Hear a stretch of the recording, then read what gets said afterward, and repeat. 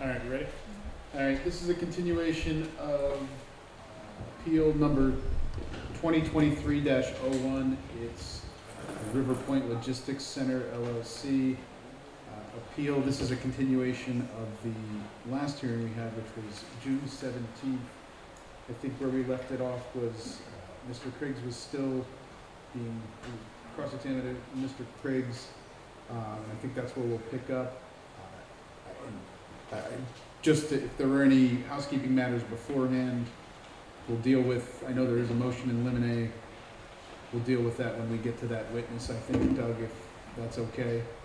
And then I didn't receive a letter from Attorney Spadoni this week, but I don't know if that's because he didn't know that we were actually having one tonight. But just so that we can continue, there is a continuing objection for Mr. Manzi about your recusal.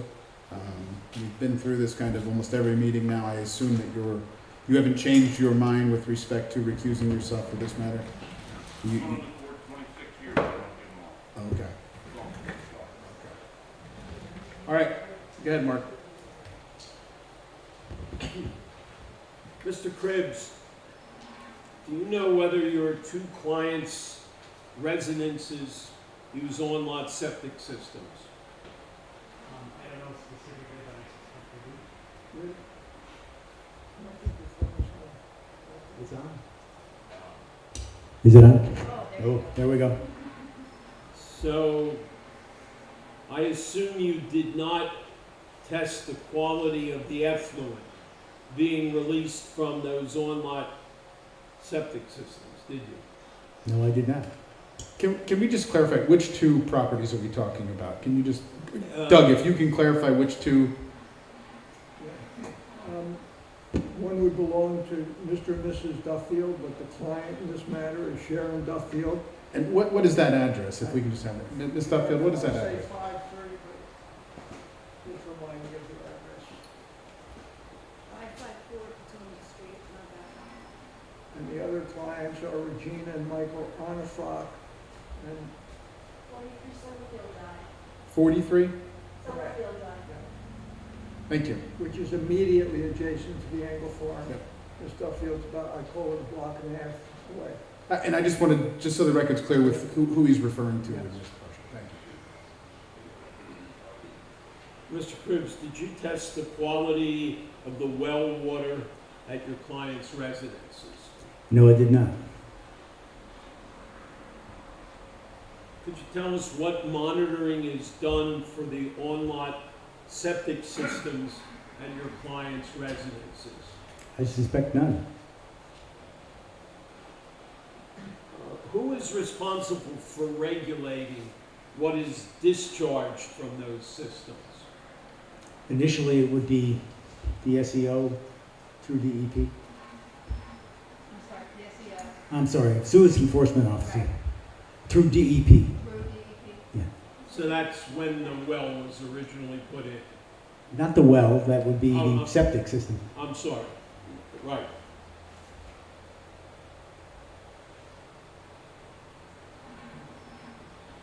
Is there any control over what is released into your client's on-lot residential septic systems?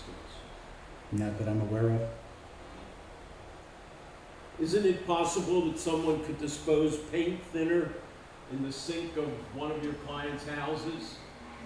That's always possible at anybody's house. Now, on page 2 of your report, you reference an investigation conducted by M2 Associates for a biosolids application, I believe, to the Engel Farm. That's correct. Is that to the Engel Farm or to someplace else? Angle farm. But you'd agree with me that our proposed system does not involve the spreading of biosolids or sludge on the Engel property, right? That is true. Then you would agree with me that the investigation conducted by M2 does not have any relevance to the drip irrigation system proposed under this application, does it? I would disagree. Their background data on the geology and the hydrogeology is relevant. Let me turn to maybe the last subject here. On page 4 of your report, you make a statement, quote, locating a waste disposal area at the highest elevation in this part of the township in groundwater recharge areas is not considered good design from a hydrogeological setting perspective. Did you say that? Yes, Would you agree with me that one of the objectives of the drip irrigation systems that Mr. Ebert and company have designed is to allow the treated effluent for groundwater recharge? Isn't that one of the objectives of the system that Mr. Ebert has prepared? that's a stated goal, yes. Pardon me? That's a stated goal. Okay. So, would you agree with me that by placing the discharges at the highest elevation, it gives the treated effluent a longer run over which it can be absorbed into the groundwater than if the system were set at the bottom of the hill or bottom of the area near a wetland or something like that? Well, I would never recommend putting it at the bottom hill near a wetland because it's a discharge area. The water table is coming up to replenish the wetland areas. So it wouldn't go back down. So you would agree with me that putting it up higher gives it a longer time, a lot longer period of time over more area to be absorbed into the groundwater, right? That is true. I'm done. I have no further questions. Well, I guess technically the township, because they do have an attorney, I don't know, I could just ask if any other party opponent has any other questions for this witness. Nothing, okay. And if you just want to identify yourself, I'm sorry, I know you're here for Adrian, but, Yes, Mike Horvath, investigating. okay, thank you. And you're here on behalf of the township, correct? The Board of Supervisors, I guess, is technically. Correct. Any other individuals with party status have any questions for this witness? Yeah, I think, Mr. Engel, I think you were granted party status. I'm not sure what was done.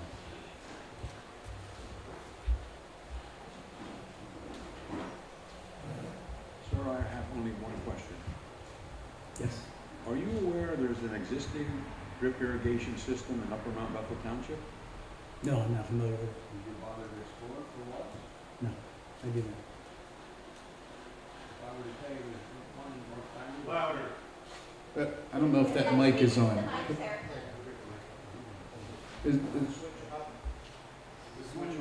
It's not on. Ron, sorry, it's not, I don't think it's on. There you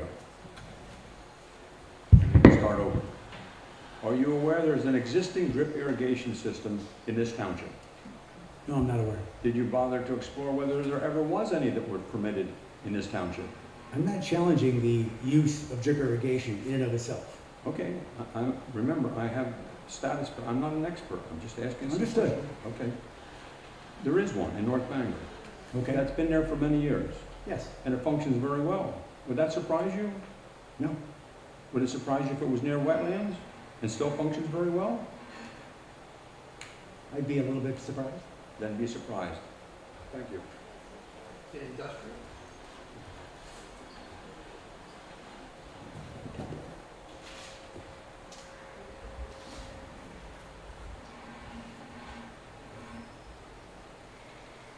Doug, do you have anything? Yes. Okay.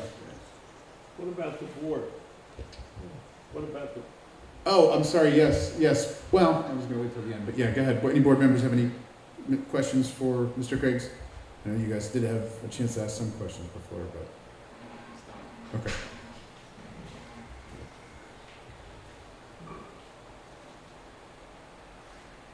Mr. Cribs, can you tell us what your concern about drip irrigating water above other properties would be? I'm gonna object. Who testified to this on direct examination? That's right, and you cross-examined him on it, and I'm just pursuing that. And I object. This What, is what just was a the, what was the repeat. question again?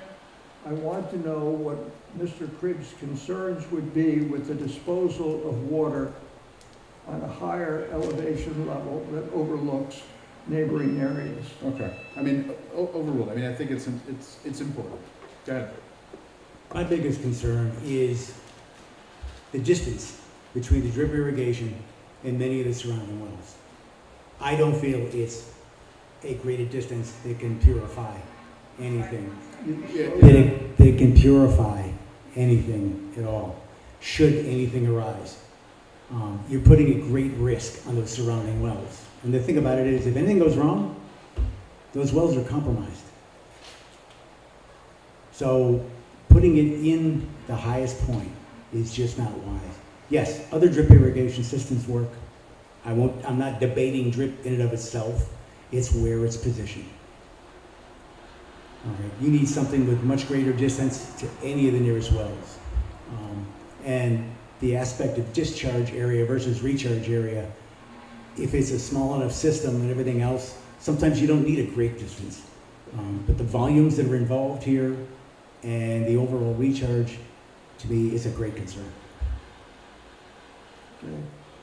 You were asked a question by Mr. Kaplan regarding the M2 Associates report, and you said it was something to the effect it was useful to you because of the geology reported therein. Could you just tell us what usefulness you found in that report? When I first got involved looking for any historical information in the area, that was a historical document as far as I'm concerned. Talked about the geology and the hydrogeology. That's where you start when you begin an investigation. You gather every piece of data. And since I read it, and it seemed to be evaluating the subject property, I thought it was valid. Valid. Mr. Cribbs, at the last session, you were questioned extensively about your assessment of the test pits and their location and what the relevance of your thinking was. Have you thought further about that and produced anything that might be helpful to the board in understanding your concerns there? Yes. Tell us what you produced and then we'll offer it to them all. Is it I-13C? Yes. It was I-13. I-13C. First go to I, our exhibit I-13, which had A, B, and C attached to it, or they were identified as 13, I-13A, B, and C. So you want to look first at C? Yes. Yes. And just to clarify, this is the, I guess it's, what did you identify that as? Test pit location. Test pit locations, I guess, map or set plan, site plan? Correct. Test pit location, site plan, okay. And just to clarify, I realize, and that was the one, I-13C was the one that you had circled Correct. with the wells that I think did not have the data Test pits. produced? The Correct. test pits, I'm sorry, test pits that did not have the data. And Right. was I-13B the one that was not circled? Correct. Okay. And A was the original Yeah. map that it came from. Okay. I've created a map highlighting what shows up on the tables of the test pits, what was actually used, and it's a veneer so it can overlay on the drip irrigation field, so you can see what's involved and what's not. I'd like to How- first off of the overlay.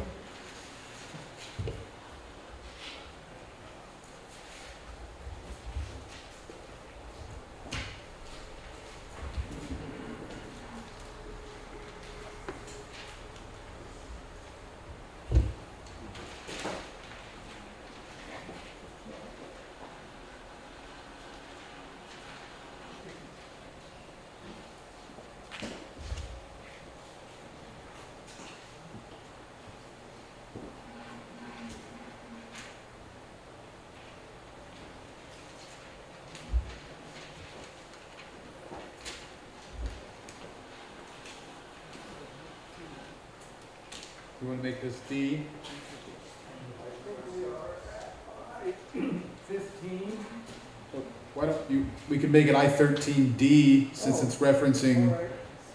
you know. That's a good idea. Okay. So this overlay, you want to call it the test pit overlay? Correct. Okay. We'll make that I-13D. This then would be I-13E, which is the underlying drawing that this is out of scale. Again,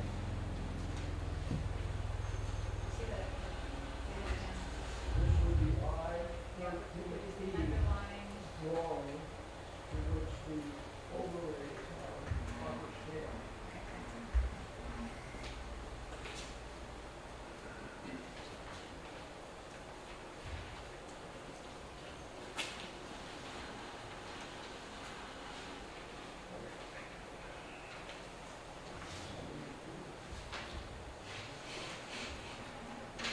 I-13E. So I-13E is preliminary drip field layout and soil plan prepared by Ebert Engineering, which I think is previously marked. I'm not sure which exhibit it is, but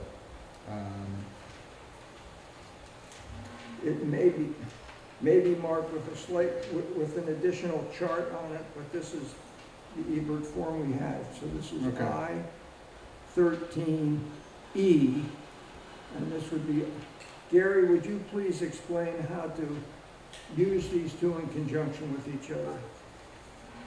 Notice on the test pit layout, 13D,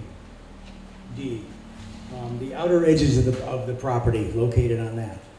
You can fit them to the outer edges on the drip irrigation drawing. All right? It's just about a perfect fit. Had trouble getting it any tighter. But you get the general idea of where the test pits are within the field. Yes, One's meant to go over the other. correct. Yes. You put, yes. So it gives you an idea of where the test pits relative to the drip irrigation field are. Now the color coding in here is the blue in the middle are the 10 of the 11 test pits that were identified where they did the hydraulic conductivity testing and they were suitable for the site. All right. The 11th is pit number 302, which is cited in the VW consultant's report, but it is not on this drawing. And stop just there for a moment. It's not on this drawing because the applicant didn't provide a location for it. Is that true, or why is it not on the drawing? Because it was not presented in the application. Can we just go over that again, just so I'm clear what you're referring to again? Which test pit? 302. And where's that located on the map? Because it's tough to see the numbers there. That's the problem. It's not, So 302 is not on the map. which is in the summary of those 11 test pits with the hydraulic conductivity and suitability for the site. It's on that chart, but it's not located on this map.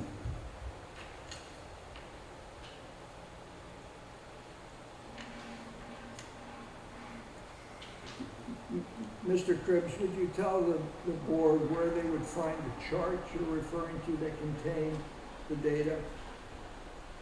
Well, the 11 test pits for hydraulic conductivity would be in the VW consultant's report, the soils overall report. Is it also in the second location? If so, what? It's also in the Ebert report.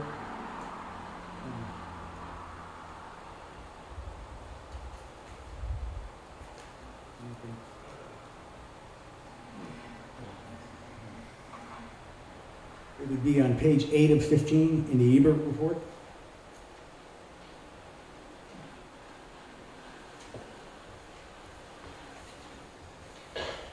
On that chart, it goes from 301 through 308. Now, 302 was the one that was dealt with in that selected site, but actually none of the 300 test pits are located on any map within the application.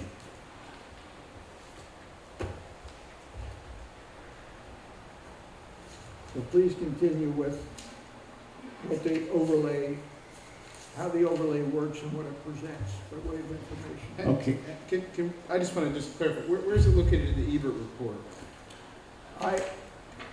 It was tab 7 of the applicant's package, which is headed the sewage facilities planning module component 2, prepared by Ebert Engineering. If you go to pages 7 of 15 and 8 of 15, you'll see those lists.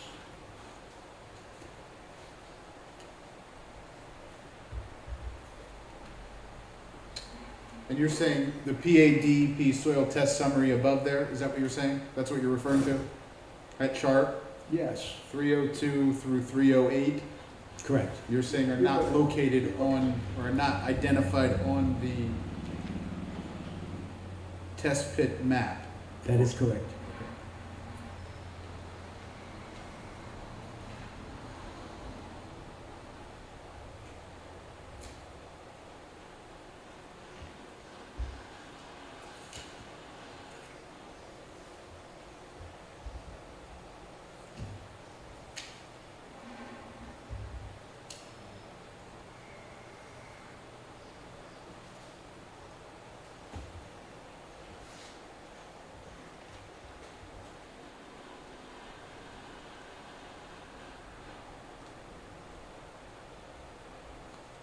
Go ahead, Doug. No, that's fine, I just wanted to know where it was, and so I have it. Okay, as I mentioned before, the blue items are 10 of the 11 that were selected as primary test pits. The yellow-green issue was meant to be just green, but when it got copied, it kind of faded. The green ones are the remaining of the page 8 and page 7 of the Ebert report. The rest of those test pits that are listed are in the green, but they're on the perimeter of the drip irrigation area. The pink ones are the ones where there's no data. So pink is no data, you said? Pink is no data. And that's on the overlay, I-13. Correct.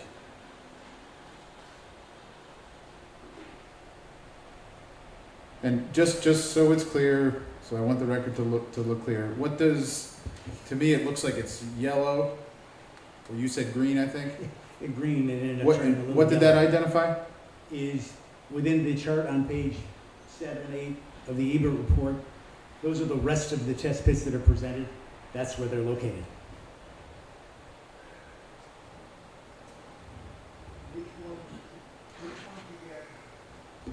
Which ones, again, have no data associated with them? The ones in pink. And I assume blue is data was provided? Yes, that was the select 10 of the 11 select ones. And I'm sorry, on page 7, just for the yellow and the green, just so I know what you're saying. Where is that located? 7 and 8 in the Ebert report, that's applicants exhibit 7? Because I'm just looking at that, I don't see where, I mean, these are identified as, bore pit 111, 115, 110, 128, I just don't see those identified. What page are you on, Chad? I'm on applicants exhibit 7, which is the Ebert report, 7 is the sewage planning module. module. Yeah, And if you go to page that are labeled at the bottom right as EE report, wait a minute, sorry. I think the page numbers are in the middle there. Yeah, you've got to go back further to component 2, I think, and that's where the pagination continues. So go to the back of 7, about 2/3, halfway through, and you'll see a component 2, section 8, alternative sewage facilities analysis, and that's where the pagination commences. And there, it's page 1 of 14 by EE Inc. It's component, what'd you say it was? Component what? Excuse me, could we have the witness testify? I mean, Yeah, Yeah, fine. yeah. Locate it, Gary, in this document, and tell us whether it's in any other document as well.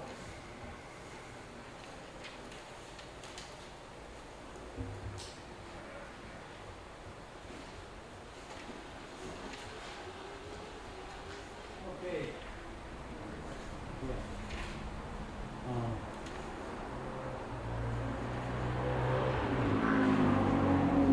Working back through, and it's component 2, section H, alternative sewage facilities analysis. Okay.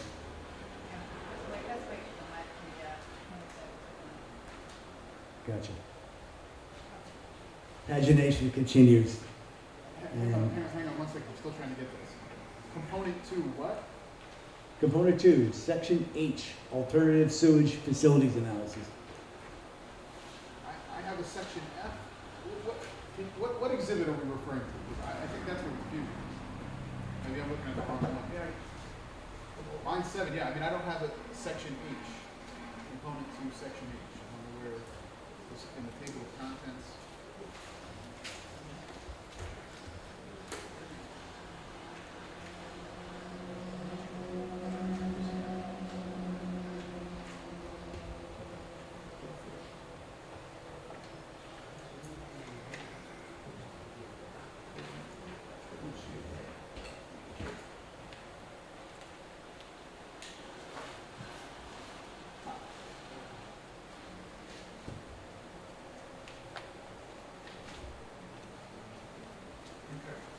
Thank you.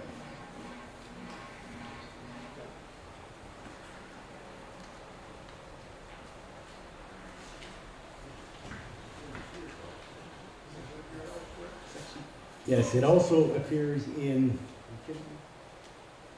sections. Just to clarify, it's section, component 2, section F, not H, right? No, I think it is H. Mine says F.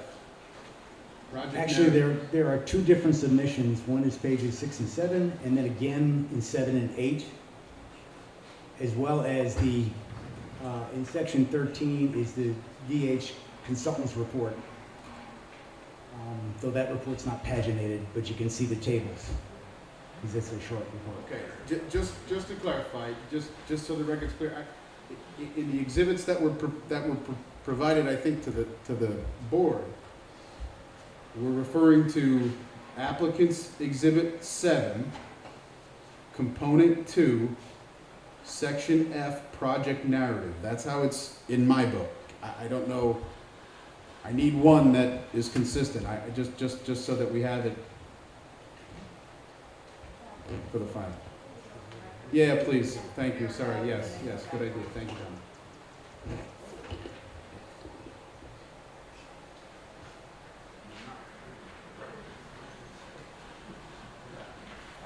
It appears again. Anyway, before you do again, let's get this one straight. Chad, let me show you what I think he's talking about. Here. This is 7. Get back here, component 2, section H. Did he not say project narrative? Now he's saying project narrative. So, okay, that's what.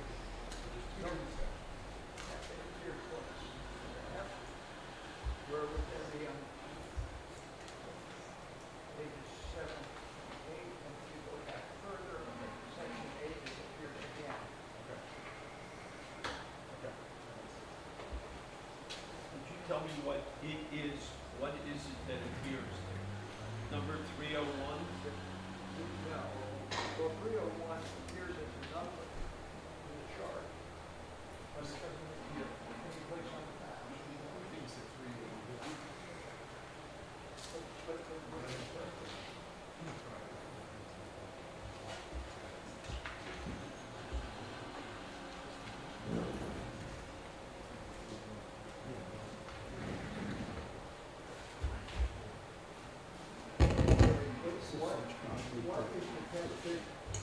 Hang on, back on the record, just, Doug, before we get started. I just want to clarify which one we're going to refer to, because I want everybody to refer to the same one when he testifies. We're going to refer to it as applicant's exhibit 7, section F, project analysis. What he's referring to are the tables that are located on pages 7 and 8 of 15, correct? Yes. You explain. Okay, go ahead. There's multiple places where the test pitting data appears. All right, the two major ones are what you just cited, all right, as well as the VW consultants report, which is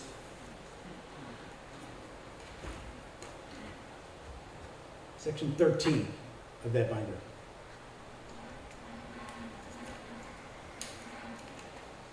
And it's the third page is where the table starts. Is it the same data? Yes. Okay. Okay. So your testimony would reference either of those sections? Correct. All right, good. What the VW data did was they grouped it how they were selecting different test pits with the original number of the test pit in parentheses next to the tabulation. They cite 28 test pits, and item 9, or line 9, is 302. It's test pit 302.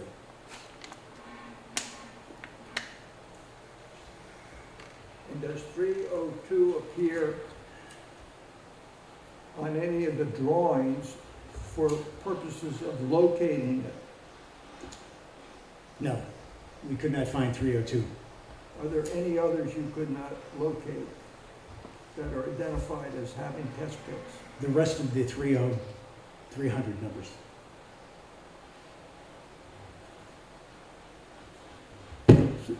So what conclusion did you draw as a professional geologist regarding the consequences of this testing and reporting event?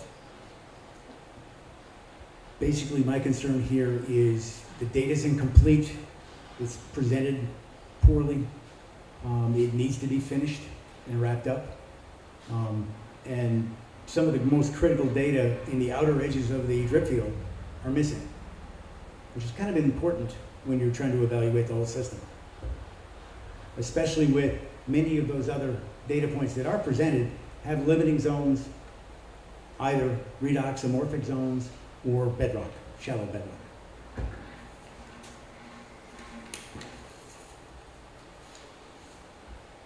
Is there anything else you wish to say, Mr. Cribbs?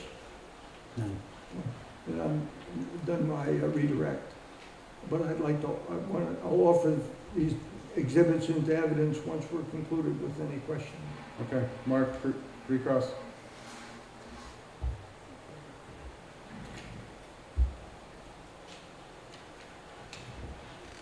I want to understand one thing, Mr. Cribbs.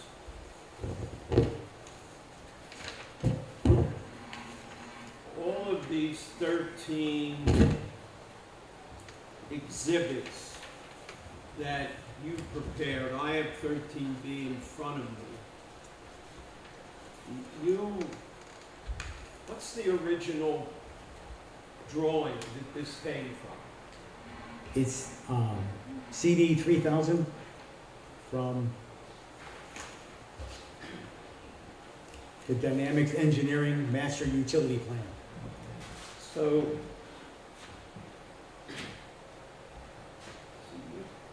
the master utility plan.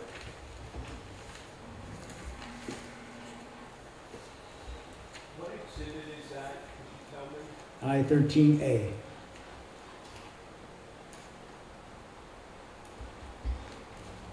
If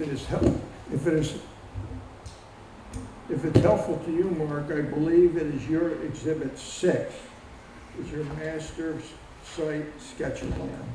And that was from Dynamic Engineering?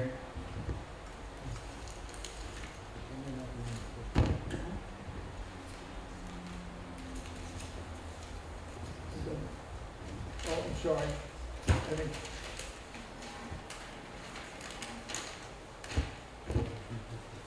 there's no test that's shown on that one. I apologize. Okay. Let's just clarify. Where did you take it from?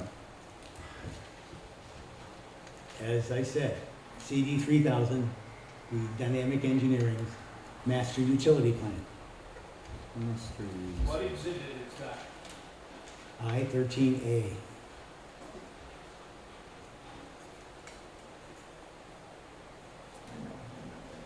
I-13? That's your exhibit. Are you saying that it was one of the applicant's exhibits that they produced? That's what I'm trying to understand. Yes. Where this. I apologize, That's okay. and I'll give you the reference. It is your exhibit 7. It is almost the next to the last page. And it's identified, I think, as the proposed development plan. I'll show you. Wait a minute. My exhibit 7 is one sheet. Mine is too. All right, hold on. My exhibit 7 is one sheet. Well, then, I'm then looking at 8, whatever, your sewage facilities planning module was identified in the booklet as your exhibit 7. I've asked a very simple question. You manipulated a drawing. I want to see what drawing was the derivation of that. This one? No, this one. The back of their A7, which Yeah. is titled Revised Planning Module. Let me see this. So you took this corner. That's right. just so I understand, you took this 8.5 by 11 drawing that was part of whose report? I found it at the back of your Ebert Engineering. Sewage Facilities Planning Module Component 2. So you took this drawing called CD2 and you went down And Here's the, I just want the board to see this. So this is the mic, please. excuse me. well, let them ask you for your movies. I want the board to see this. What we're hearing is that this 8.5 by 11 drawing that was intended to show the overall sewage system has this little area down here on the bottom that, looking at it, I don't know what it could be, but all of this 13A, B, C, and D is based on you taking this 8.5 by 11 and this little peak that's 2 by 3 and blowing it up, right? That is not true. And that's where did it come from? You sent a PDF file of that drawing to us, and I enlarged it from the PDF drawing. The drawing was an 8.5 by 11 drawing, right? Not in a PDF size. Okay, so you took that. Because if you take that one and you try to enlarge it, it pixelates, you can't read anything. Right, right, Okay? right. So you're trying to say that I manipulated all this? I don't have to answer your question, Mr. Briggs. You took this drawing, and this is the derivation of all these 13 A, B, C, and D drawings, right? Correct. Mr. Cribbs, you just said it was a digital version, so What let's. are you doing? It's still his witness. Hold the Listen. thought, hold the thought.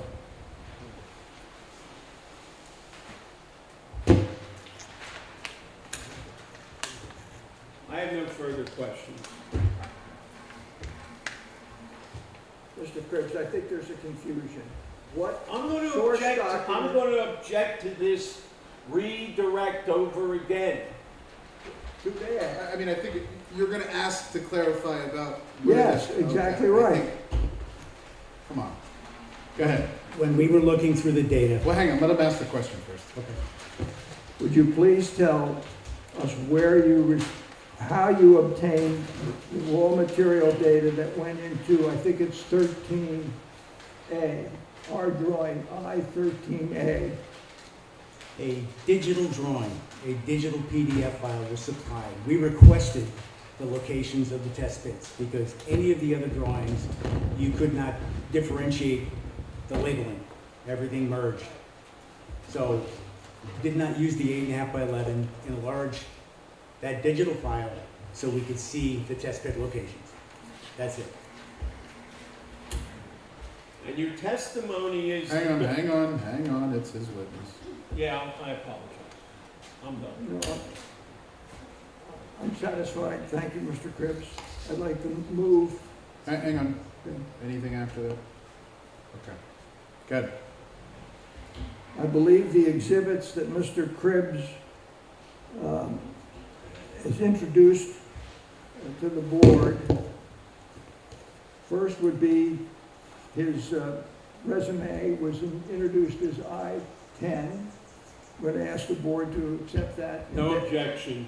Okay, His professional report entitled the Hydrogeological Evaluation Report dated June 6, 2024. Objection.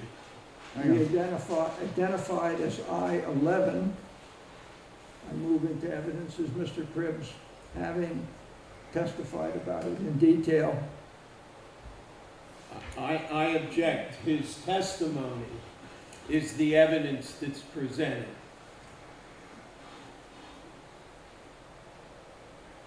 There's no analysis done in his report. There's no testing done in his report. His report is a series of hypothetical questions.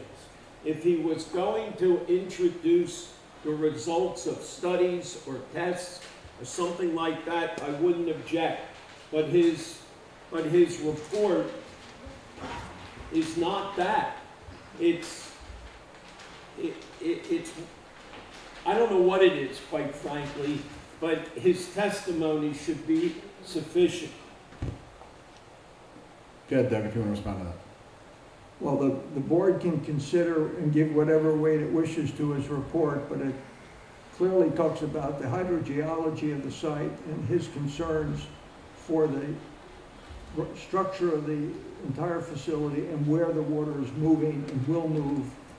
And it's corroborated by his oral testimony. We tried to move through it carefully, so I offer that into evidence. I made my point. He testified. He's got a series of exhibits that I assume he's going to move in, but I object to his report. I mean, I think he's adequate, he's done an adequate job explaining what he's done. I think your objections are more related to credibility, to what effect his conclusions would have on it with respect to this particular site. So I mean, I think his report's admissible to the effect that, you know, he did do research, hydrogeological analysis of the site, certainly reviewed the expert reports that were provided by the applicant. I mean, I think, Mark, I think your objections, I think, are more credibility issues rather than admissibility issues. So we're going to admit that. And that was what, I-11? That was I-11. Okay. I-12, Mr. Cribbs also testified to and used to explain, as I recollect, the issue of locating water elevation in an open bore well and the complications that the system used by the applicant posed for determining where the high water table was, or the height of the water table was. And so he testified as to I-12 as well. That was a single page. So I would move that into evidence. Is that one of these, No, not yet, Mark. That's this one. Oh, okay. Go ahead. Hang on. I don't have an Yeah, objection. but wait a minute, you're right. Where are all those code drawings? This was I-12, Oh, yeah. right, Doug? Yes, I handed out the figures. I gotta find, Yeah, okay. where are the figures?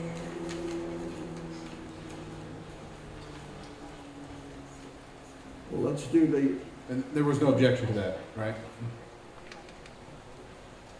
Mark, there was no objection to I-12, I think you said? Can I see it? It was that single page one. Single page. I think it came from that where are the book. figures? Yeah. Yeah, I don't have an objection to it.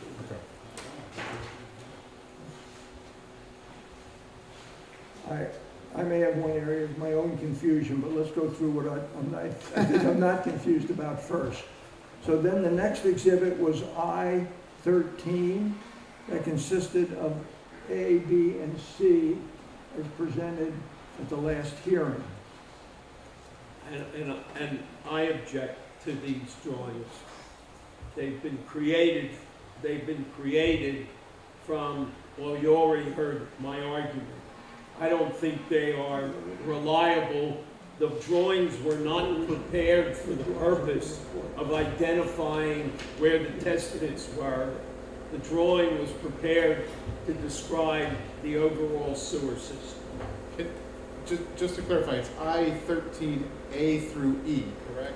Well, I started with A through C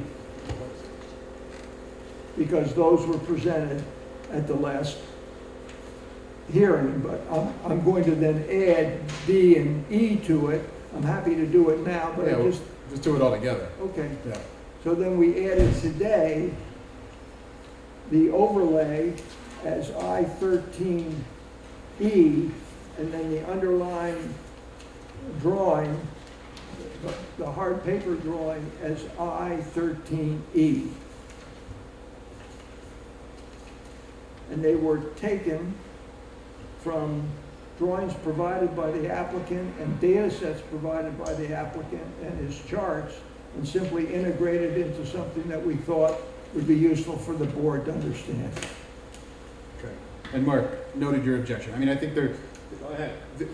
they're going to be admitted. I mean, I think you have Just note my objection. the objection's noted, and I think you have an opportunity to present Mr. Ebert or whoever on rebuttal. Okay, go ahead. Now, let me then sort out my confusion right now. Mr. Kaplan had large or scale drawings of drawings that were presented in I-11, but because they were on 8.5 by 11 pages, we blew them up into, I think, 11 by 17 format. So I handed various exhibits from his report to you last week. We didn't identify them as separate numbered exhibits because they all appear as figures in Mr. Cribbs's report. And so this one I'm holding up was figure 2, his report, I-11, and so on and so forth for each of them, so you could insert them into your report and see that drawing in a larger scale. Okay, but they're included in the other exhibits? Yes. Yeah, got it. The 8.5 by 11 version of them are attached to his report. And then the last document that he referenced and spoke to was I-14, which had to do with the national, it was prepared by the Colorado School of Mines. And there had, frankly, had been an objection at that time, but we explained why we thought it was useful, so I offered that into evidence as well, and that had been presented to each of you. I objected to that. It's totally and completely hearsay. It's the opinion of somebody in Colorado, and the law is clear on this. I read the Little Britain case again today, Chad, and they specifically said that if you're going to put a document from somebody else into the record for the truth of what's said there, then it's hearsay, and I don't have the opportunity to cross-examine. And he did not testify from Yes. that, so why is it going in the record? He did testify. He used the drawing as an illustration of of how groundwater or surface waters would infiltrate into the water table and the directions they would go. As I recollect, it's in his testimony. Which drawing was it? It was the enlarged drawing on the back, and which is also on the front cover. I don't think he So was the on. booklet itself, This one? right, didn't have that large drawing on the back. When I printed it, I printed one enlargement for ease of seeing and included it in the back. So he was really referring to the drawing, and we'd be, I think, content with that, if nothing else. But the text explains the logic of that, and I think Mr. Cribbs testified as to what the Where did you logic- say the drawing was located elsewhere? The very last. No, I know in this report, but didn't you say that it The was? cover. It's on the I cover. thought you said it was identified in one of the other documents. Okay, I'm sorry. I misunderstood. I thought you said that. Okay. Admitted to the picture only. Yeah, well, that's acceptable, but I think there's useful information into it as to the hydrogeology of sites. I object to this speech. It's hearsay. Admitted to the drawing only. Okay, so the drawing only will be I-14.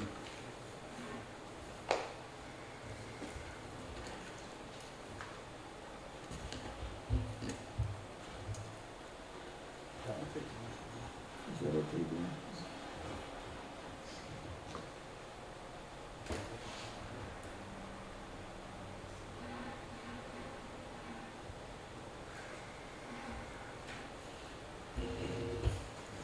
Mhm.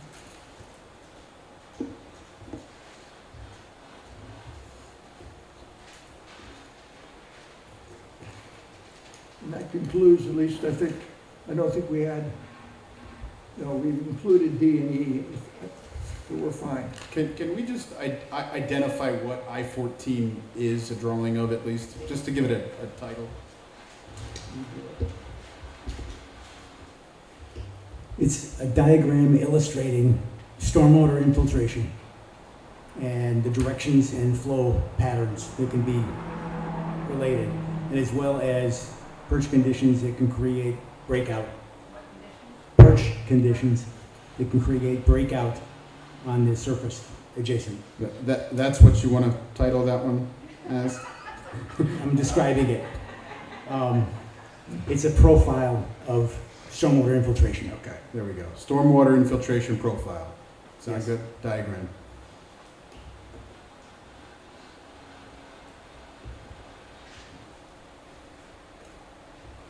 Okay.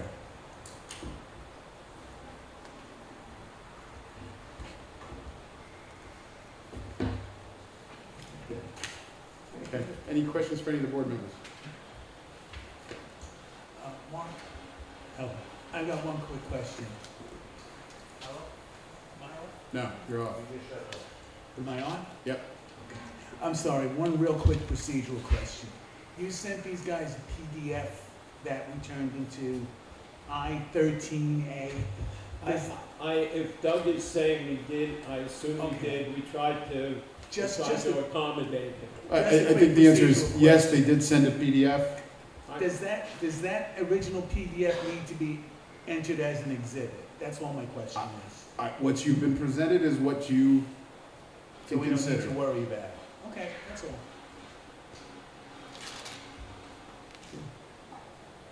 I think we're done. Thank Any you. other questions? I'm sorry, any other questions from the board members?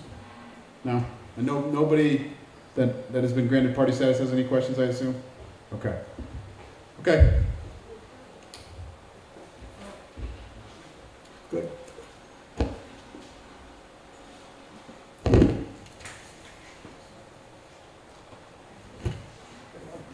Call our next witness is Mr. William P. Durrell Jr.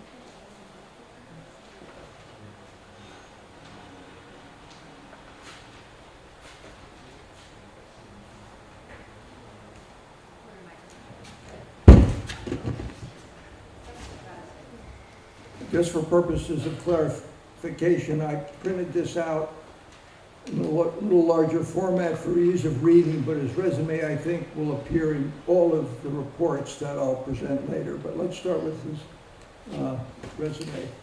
Doug, do me a favor, give me 1 second. Sure. Try Take to your time. find something. Well, while you're doing that, Bill, can you bring out a copy of your resume so you have it in front of you too? So I'd like to mark this, I think our next number would be I-15, correct?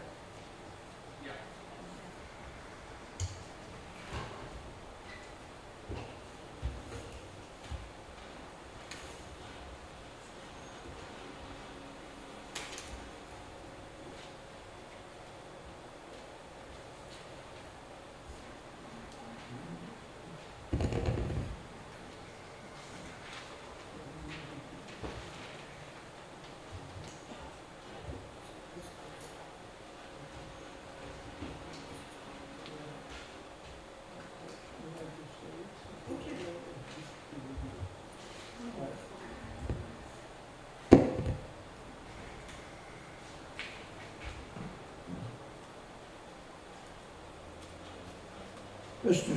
Durrell wished me to just tell you he has a medication issue, and if his phone goes off, it's not because he's being disrespectful, but because he has to treat himself. So we'd ask for. No problem at all. I won't say his medication is related to riding here on a motorcycle at 110 miles an hour, but who knows?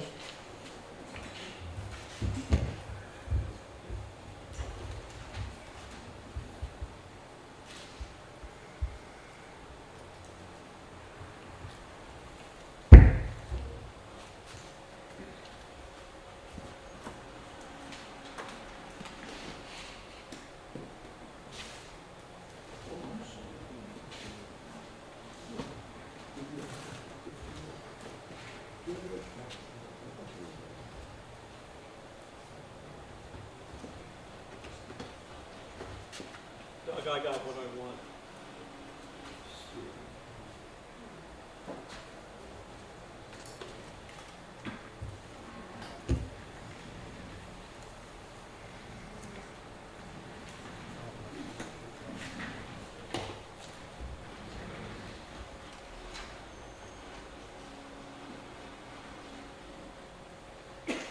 Are we Go all ahead. right to proceed? Mr. Terrell, do I pronounce your name, or Sterling, do you say, or Stoley? Sterling, I apologize. Do you understand that you are being called as an expert witness in this matter? Yes. Would you please tell the board in what area or subject matter you believe you have specialized knowledge, skill, experience, and/or training? I've been valuing properties. Get a little closer to it. I've been valuing properties in this area since 1977. That's I right. have been, there, we go. Sorry about that. You have to wait till the nervous calm down. I got in this profession in 1977, alrighty, as a salesperson. I then, Get a little closer. okay, I did achieve my broker's license in the residential and commercial real estate, alrighty. My office, I had two offices, one in Bangor on Blue Valley Road. There's a small strip mall right next to the, I guess, the VA clinic there. And my main office is in Broad Street in Bethlehem. Currently, I'm just down to one office with all the technology, et cetera. The need for the two offices or not. I have been teaching real estate. I am licensed by the state of Pennsylvania since 1982 as an instructor. I've been instructing courses on the valuation of real estate, both the appraising of and the extraction of items in the market, such as if a home is on a busy roadway, or in this case, an environmental issue, if and how it would adversely affect or not affect the properties in the general area at all. I've taught at Penn State Extension, Northampton Community College, Lehigh Community College. I've been guest speakers at the National Association of Realtors, where I've done appraisal work, teaching appraisal courses, seminars on how you start a valuation to the conclusion, or in the case of the value.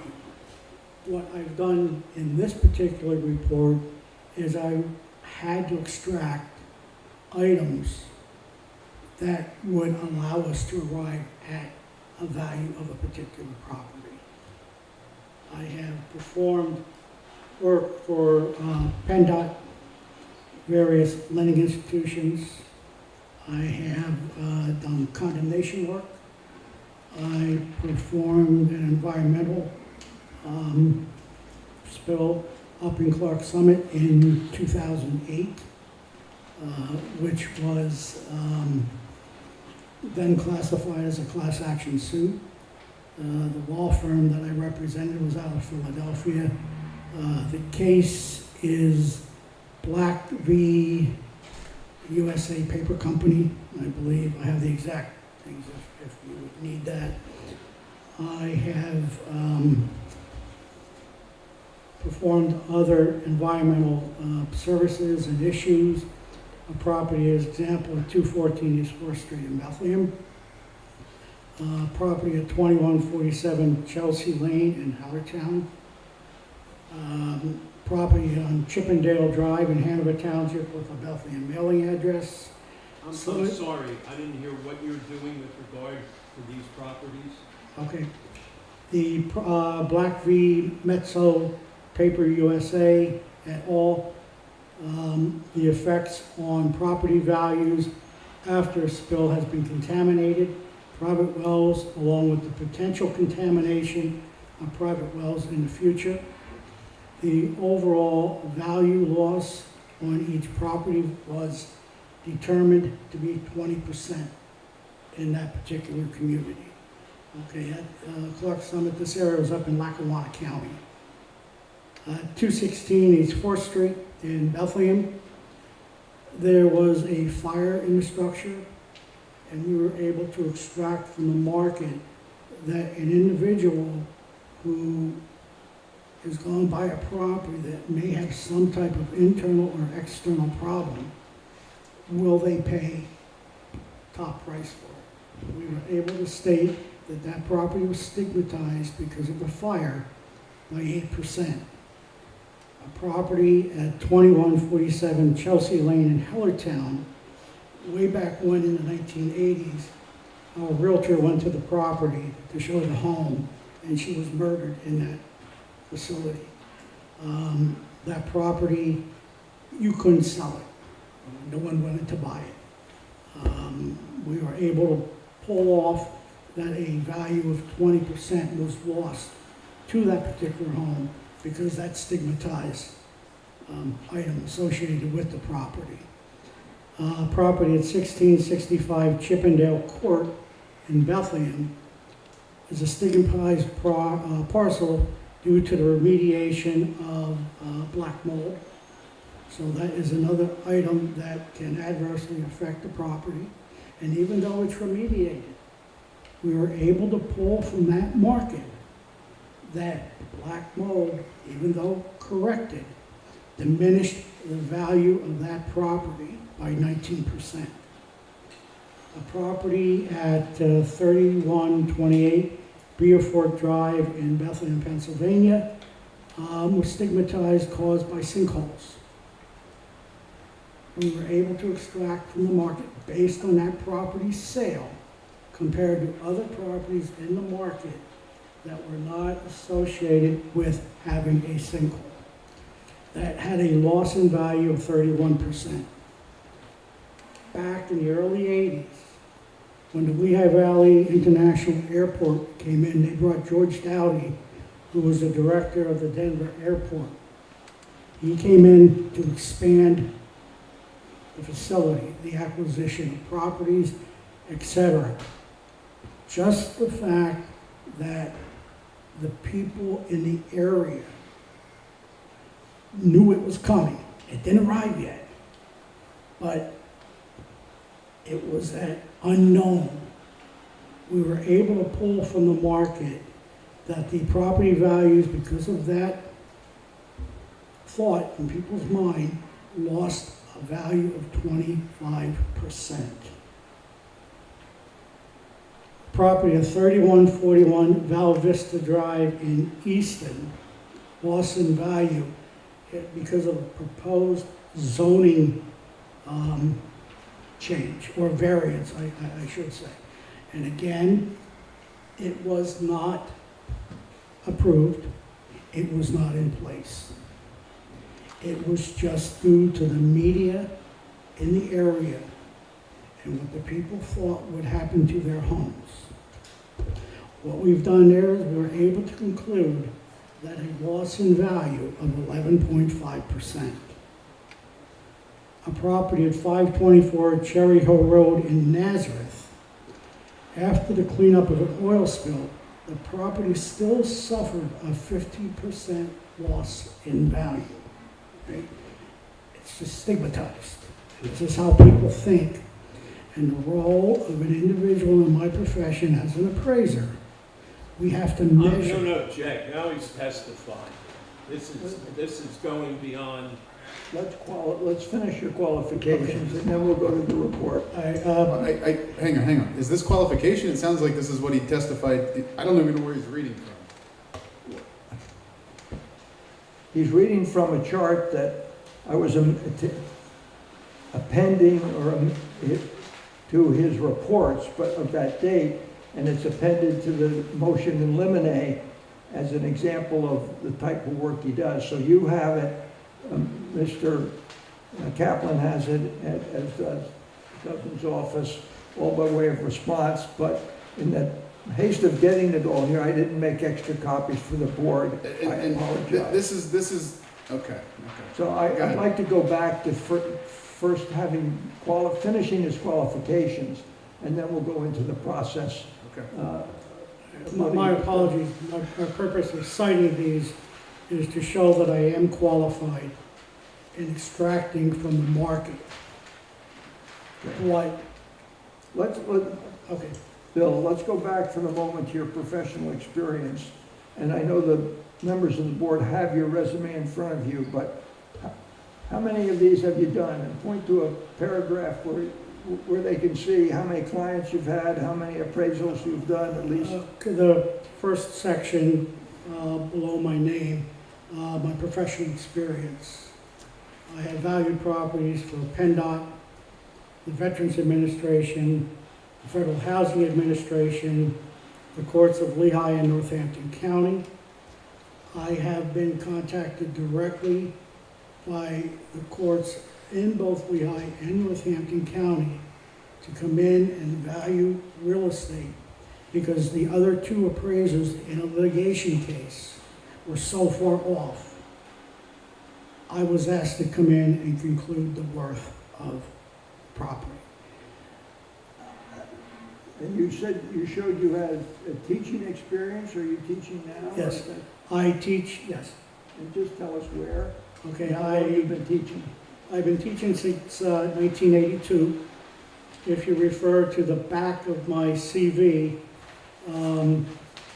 under licenses, the last line there, Pennsylvania Real Estate Instructor License, and my license is identified as R100048, 2 is an apple.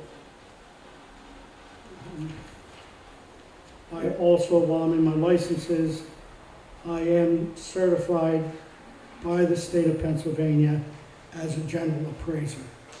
That allows me to value all types of properties from a residential building lot, a 200-acre farmette. I've appraised a ESRA, the cement company in Lower Nazareth, or in the borough of Nazareth. I've valued all different types of properties, all right? I also hold my real estate broker's license. My number, I don't know if you need that or not, it's in my CV. I see it on the back page. Okay, it's on the back page. Second, Yes. one line up for from the bottom. Sorry, if you just restroom break? Okay. Yeah, I Yeah, can would. we just take 10? You can just use it. Yes. Take a break.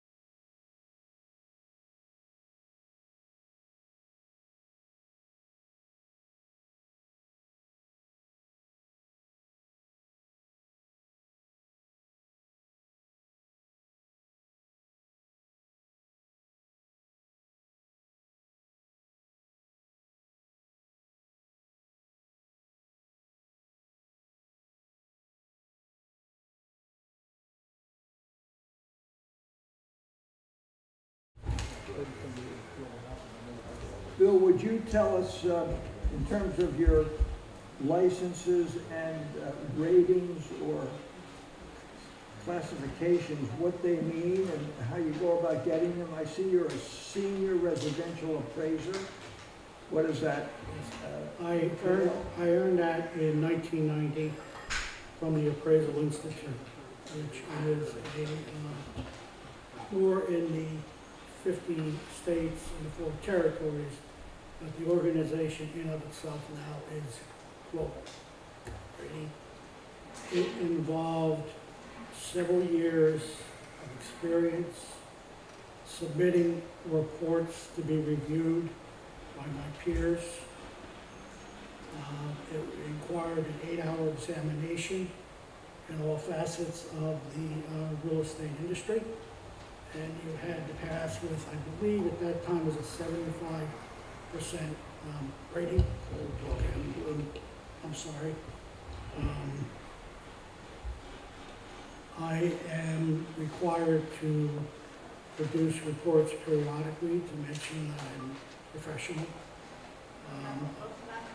I am required to produce reports periodically to just spot check to make sure that I am following the proper techniques in evaluation and I'm not misleading or delivering a misleading report. Alrighty. And again, as I said, that's the highest designation one could obtain in the residential end. In addition to that, in 2018, I received what they call the AIRRS designation from the Appraisal Institute. And that is a residential review specialist. And what does that So entail? what that allows me to, what I've proven there is that I'm not only able to specialize and obtain the highest degree there is in the appraising end of it, but also the ability to review and to pull out from other individuals' works what is supposed to be done correctly, and if something is not being done correctly, how to address it and how to teach the individual the proper ways of doing that. Okay, that entailed 5 years, several courses, a 4-hour exam, already, in addition to producing several review reports that I've done over the years, and those review reports had to be approved by the panel before achieving that AIRRS designation. Ready? And then there's a whole list of activities C through V. Right. Can you kind of tell us Sure. quickly what those involved and where they involve government responsibilities or appearing before courts or other governmental agencies? In 1981, I received a certified residential specialist from the Realtors National Marketing Institute. They've since then merged into other things, but there again, extensive course studies. You had an exam, and you had to have a certain amount of experience to show that you have knowledge on how to sell and list and extract from the market things that could adversely affect the market or the opposite. That would make it a more marketable property. In 2020 and 2021, I was elected as the president of the Keystone chapter of Pennsylvania. What that entails is I'm the president of the Appraisal Institute for the section from Pittsburgh to New Jersey, from Philadelphia to New York. President of what? The Appraisal Institute, Keystone chapter. And how does it, what's the Northeast chapter? Okay, the Northeast chapter, prior to Keystone chapter being formed, we were more local in the sense we had the Northeast chapter. And the Northeast chapter ranged from Lancaster to New Jersey, Philadelphia, up to the New York border. There, I served and was elected. I'm going to object. This is getting to be a filibuster on every one of these items. He said that I think he said he's an appraisal. I think he said he's a realtor. Is that what he is being proposed for as an appraiser? Yes. Well, do you really have to go through every one of these items?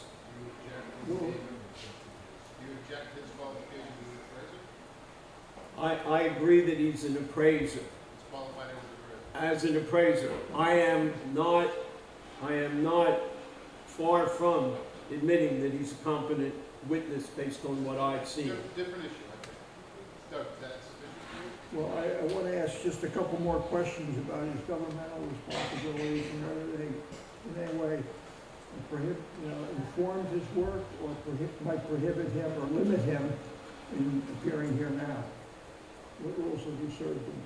If 3 years ago, I was contacted by the governor of the state to serve on the licensing board for real estate appraisers. By being appointed by them, at that point, I had to then go before the Senate to be approved.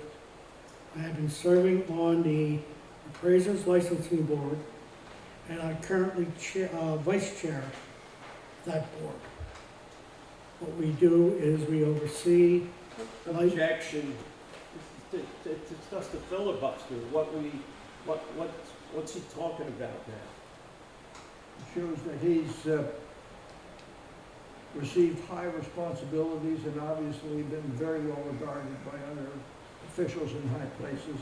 Just one last question of you. Is there any reason that can you point out just which item on that is, which numerical item that appointment to the board is? I think it's T. But Yes, item T. And this is July 15, Yeah. right? Well, item T under, I-15, right? yes, Okay. yes. And then lastly, have you, is there any reason that your service, have you served, let me rephrase that, have you served on a zoning hearing board before? Yes, I served on the East Allen Township Zoning Hearing Board for 13 years. 11 or 12 of those years, I chaired the board. During that term, they did send us to seminars, if you will, as to the role of a zoning board member. Two things I did take from that, where I learned, which allows me to then bring it forward in my profession, is they stressed that minimal relief and no I'm going to adverse object to effect this line of to testimony. adjoining properties. Move on, Doug. I mean, I'd it- like to know if, what particular qualifications you have or you believe you have that pertain specifically to evaluating the actual or potential valuation impact on neighboring properties when a nearby use with either actual or potential land contamination conditions exists. Is there specialized training, study? Yes, What I are they have. in addition to the specific activities you enumerated when you began your testimony? There was 11 studies that I've actually done. As an instructor, I do teach the extraction of diminution in value on properties because of something that is outside of the actual real estate in question. Is there a phrase for that? There are several different, probably the easiest would be what's called impaired sales analysis. Oh, what? Paired sales analysis. And what is the what would you call the external influence? Okay, there's three types. You have functional obsolescence, and you have external obsolescence. With functional obsolescence, you have two types. You have curable, and you have incurable. Curable, just an example, you have a dated kitchen, you go in, you've eliminated it. Incurable, for example, we had this in East Allen Township when I chaired the zoning board. You had outhouses in some places. You should have indoor plumbing. Now, the cost to put that in could be $25,000, $30,000. Does that give you $30,000 back in value? No, it will give you some value. Doug, Hmm? I don't think this is qualification testimony. Okay. And I'm not trying to get it right, I mean, he can testify to this once you get to that point, but let's just Okay. go through the procedure here. Assuming you will be accepted as an expert appraiser, please tell us now whether, based on your specialized knowledge, skill, experience, and/or training, and the review of the facts and evidence that you have gathered to date, and the assessments that you have performed, whether you will have an opinion on whether the granting of this special exception would have a financial or economic impact on area valuations, whether that impact be positive, negative, or even neutral. Yes, I can assure the board, I can guarantee you that it will be unbiased, objective, and most important of all, my value, what I'm going to conclude, has nothing to do with the people hiring me here today. If I was hired by the Board of Supervisors, if I was hired by the zoning board, or more importantly, if I was hired by Mr. Kaplan's clients, my number is the number. I'm not an advocate of anybody other than my findings. And I will assure you, that's exactly what I will give you here this evening. Is your opinion and conclusion in this regard based on principles and methods that are generally accepted in this field? Could you repeat that? I said, will your conclusions and opinions that you'll, if allowed to testify about them, be based on principles and methods that are generally accepted in your field? Yes. Okay. And do you hold these opinions with reasonable certainty? Yes. So I move this honorable board to consider William Storell's complete resume and his testimony regarding saying, and then to accept him as an appraisal expert fully qualified to assess and quantify the impacts of the proposed special exception use, both upon his clients and their adjacent neighbors' property values and utilization opportunities.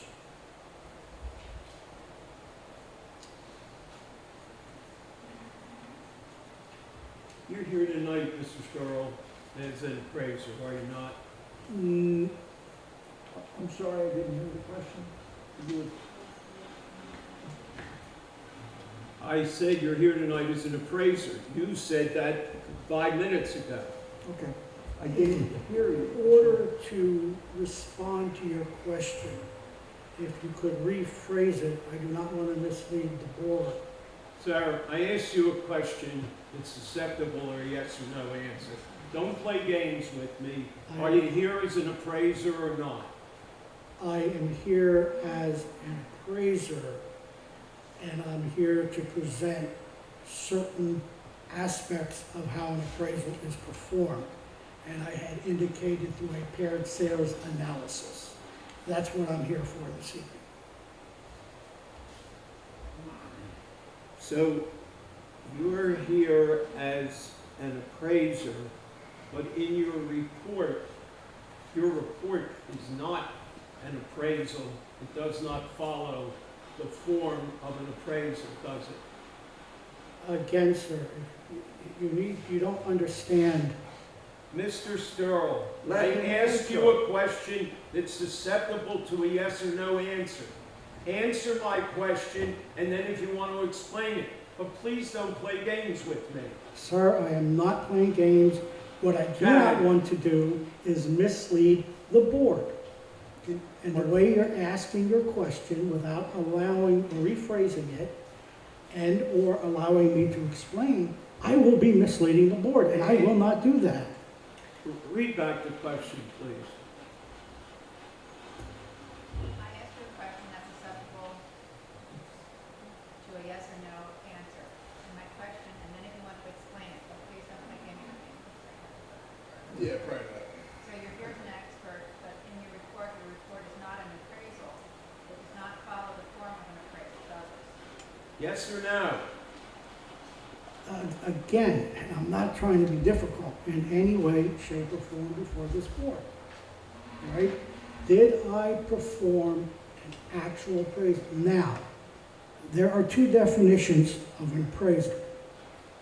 I object to this, Chad. Please direct I him. think he's explaining.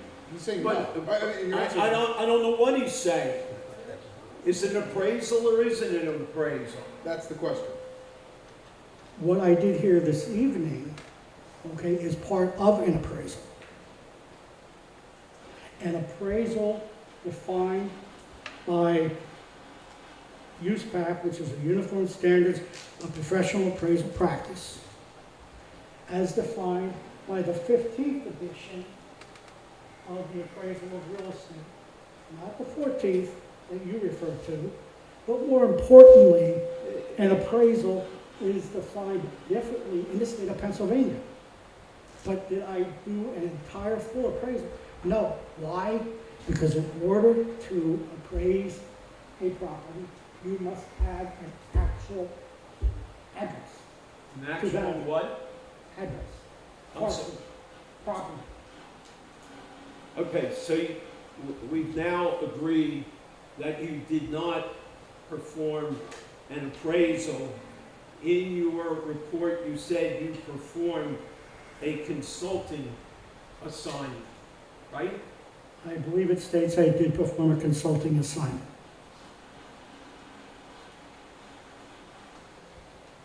So you test. Now,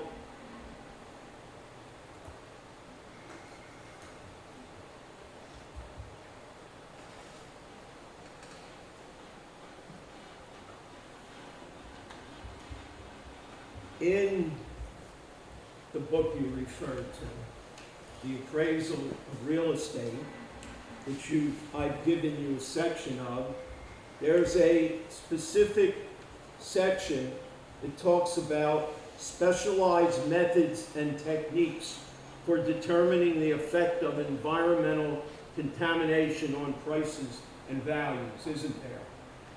I did not receive any documentation Okay. from you, sir.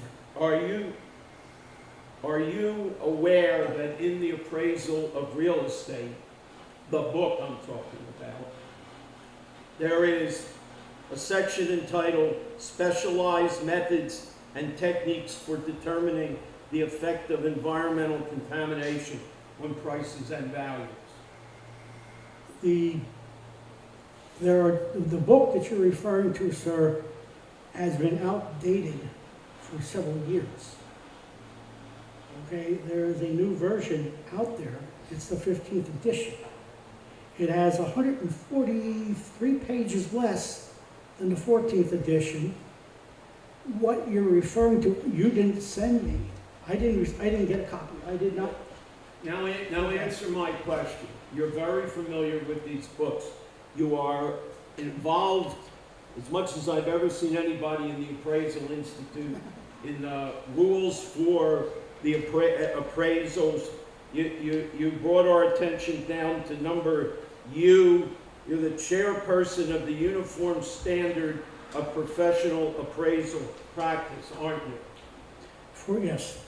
So you are an expert in what the methodology is for appraising real estate, aren't you? Yes. And there is a methodology for appraising, for determining the effect of environmental contamination on prices and values in the Appraisal Institute materials and rules, isn't there? You're referencing about 3 different items, and I'm not trying to be difficult, sir. You are. If you, again, if you could please provide me what you're referring to.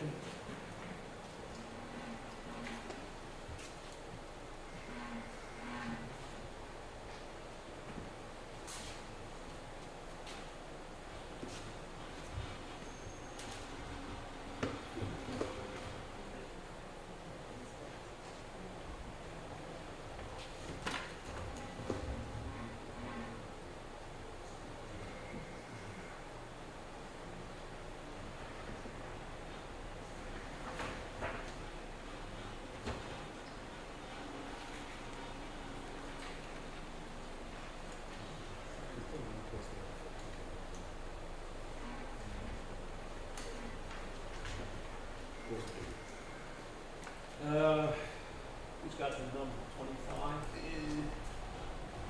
No, 25? So if you look at the front of the transcript, look at the front of the last transcript, page 2, or whatever. I believe it's 25. It'll tell you when it's. 25 was the last one, or 25 should be this one? This one, I believe. Yeah, I think you're right. I had 24 was my last one, so.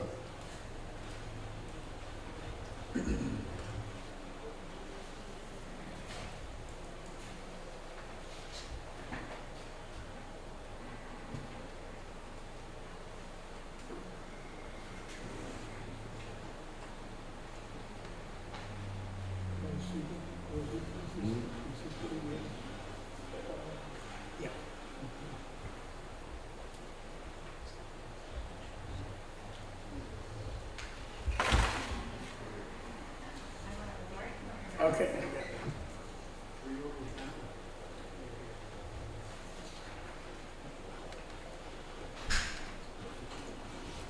Sir, I'm showing you pages 211 through 216 of the 14th edition of the Appraisal of Real Estate. And do you see on the first page, it talks about contamination and environmental risks, issues. You see that? I don't understand. Do you see it? Again, sir, in order for me not to mislead the board, if you will give me a couple seconds, No, I I'm will not show going to you. give you a couple seconds. Answer my question. Do you see what it says? I need to see, you're referencing the 14th edition. I am. Okay. That edition is no longer in play. Do you see what I put in front of you? Well, it's irrelevant. It's not You're in the play. you're not the decider on relevance here tonight, You sir. just said I'm an expert on use pack and evaluation of real estate. I asked You're you giving about- me something that is dated. Okay? Then your counsel will take care of that. Your job is to answer my questions. Do you see the document I've handed you, and does it say contamination and environmental risk issues?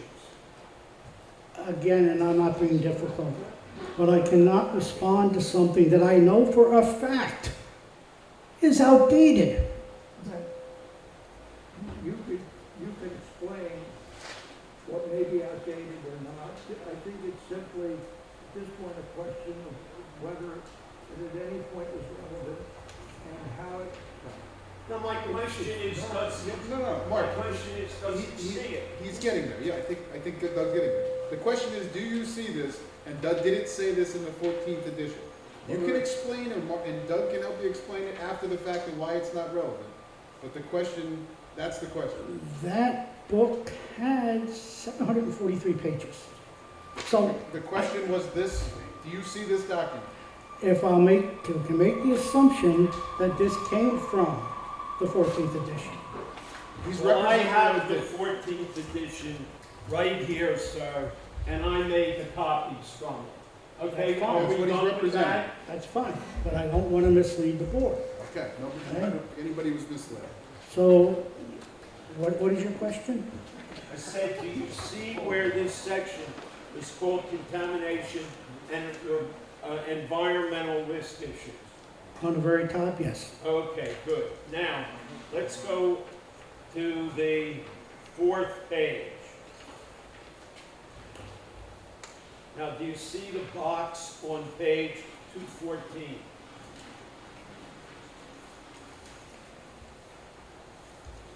Yes. And that says specialized methods and techniques for determining the effect of environmental contamination on prices and values. Do you see that? Correct. Did you follow this in the appraisal, in the work that you did? If you look at number 1 in the I asked section, you a question. Can you answer it yes or no? no, without misleading the board. Mayor, number 1, paired sales Excuse me. analysis No, of please sales. stop. Would you direct this witness to stop this charade that he's going to mislead the board and direct him to answer the question? Let's just keep moving on. I think his answer was no. That's right. You Is that didn't your follow answer? this. That's not correct. You asked if he followed something that includes 4 elements, and he's trying to tell you I asked which one him was if he relevant. followed this or not. I think he said no. Did you say no? I did not say no, sir. What did you say? What is the answer? Did you follow this or not? If I can look at this and have the opportunity to review it. Okay. Take some time to review it, and Okay. then we gotta answer the question. It says, yes, analysis of environmental case studies, yes. Regression analysis, property appraisals, yes. Adjustment of income and capitalization rates, not a. If I could just ask one question, they're identifying 4 items here. And that's the crux of that section. And I can respond to each one of those items. 3 of the 4 I did. The 4th one, no. So the answer You want to identify, well, I'm not the one questioning. is no. No. I think he just answered. I think he answered. Yeah. All right, let's move on.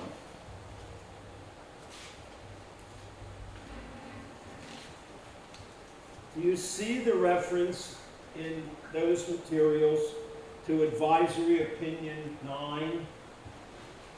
I'm familiar with advisory opinion 9, however, that's not applicable here. You Excuse should be me. looking at advisory 27, Excuse me. 21.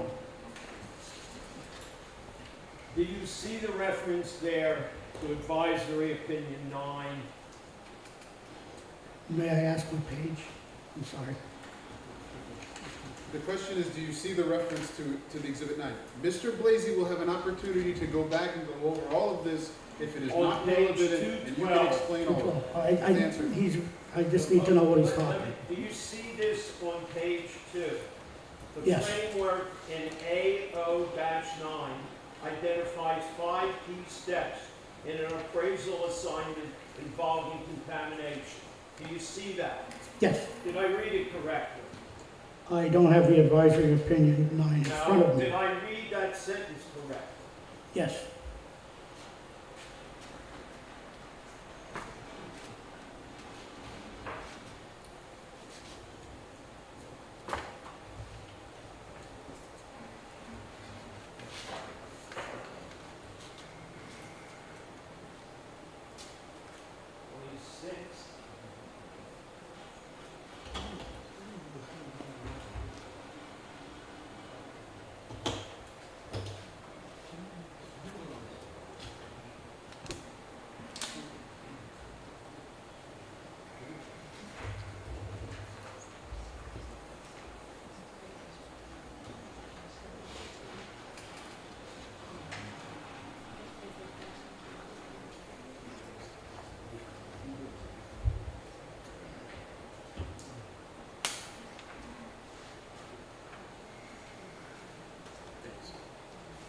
We're gonna make this 26?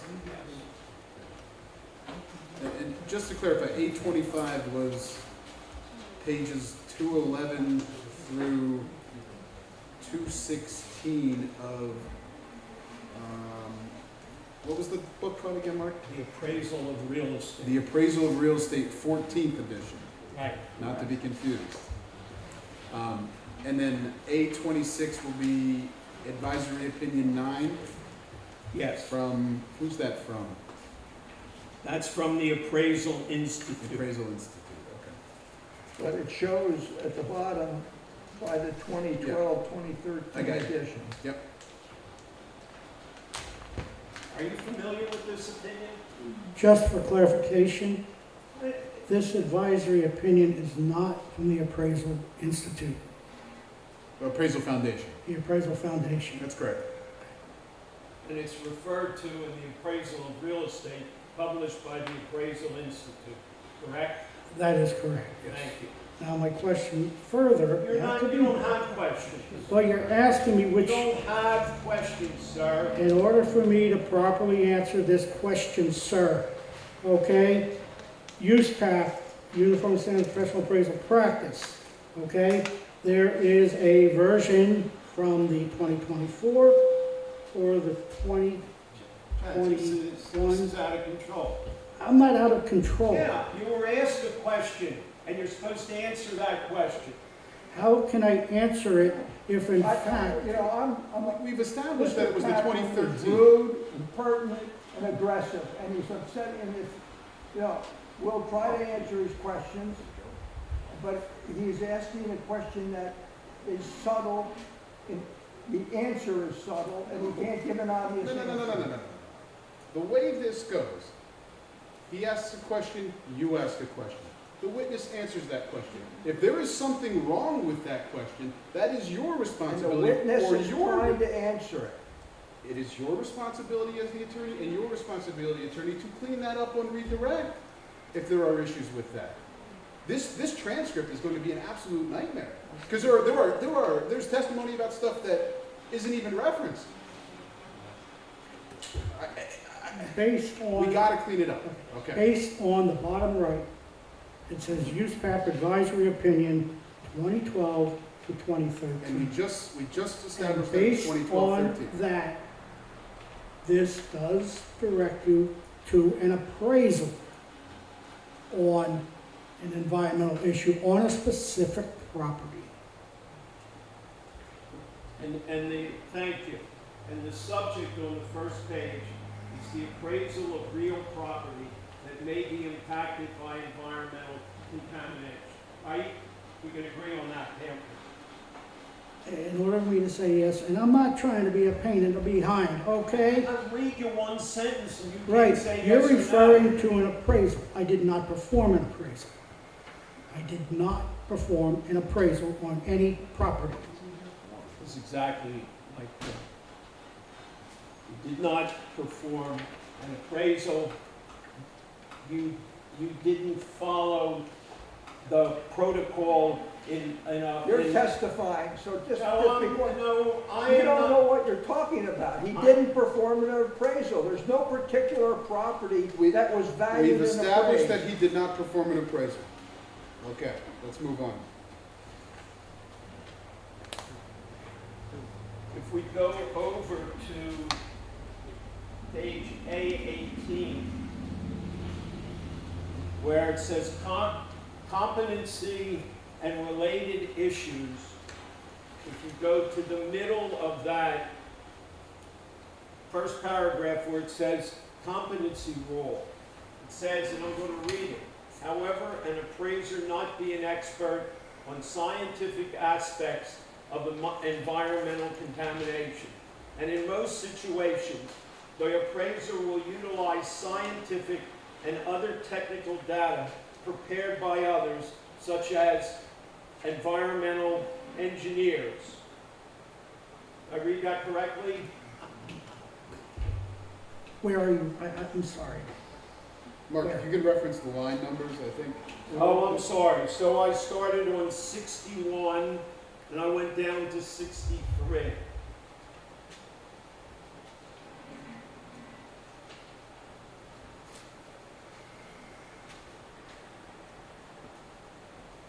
It says that an appraiser need not be an expert on a scientific aspect of environmental contamination, which I'm not.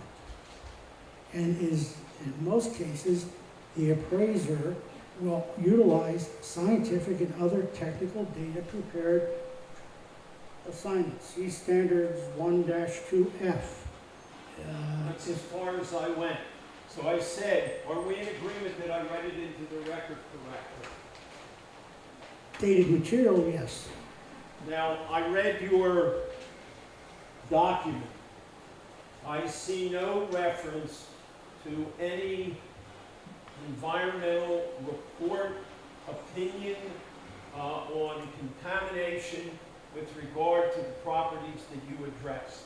Am I right that you did not obtain the information about contamination of the Angle property from any environmental consultant? Yes or no? No, I did not obtain any information. Well, indirectly, yes.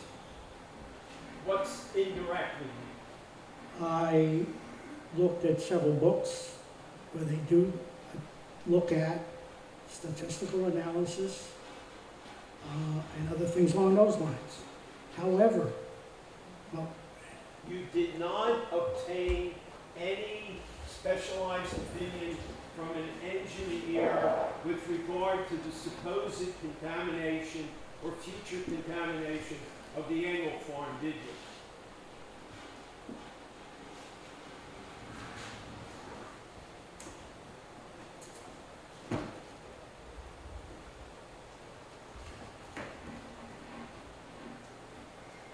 if you're referencing that I looked at any statistical No, I analysis. asked a very specific question, and I'm entitled to an answer. Donna, please read it back. You did not obtain any specialized opinion from an engineer with regard to the supposed contamination, future contamination of the Angle farm, did you? The Angle farm, no, I did not. And you didn't. Yet in your document, you talk about contamination as if there is some What basis. does that have to do with objection? You're talking about documents we haven't put into. Is there an, There's a, We're talking about his resume. no, we're talking about whether he's qualified to testify. well, I mean, I think, do you disagree that he's qualified to testify as an appraiser? But Do you disagree that he's qualified to testify as an appraiser? not in this proceeding. Well, I think his testimony is that what he did here was one aspect of an appraisal. No, he did not Did he say not? that. Yes, I did. No, he did not say that. And if he did, he said that he didn't follow these procedures. That's a different story. Well, I think- that's the, again, Doug has asked his witness, when he gives an opinion, will it be based on generally accepted scientific methodology, or whatever words he used? And this man said yes. He said yes.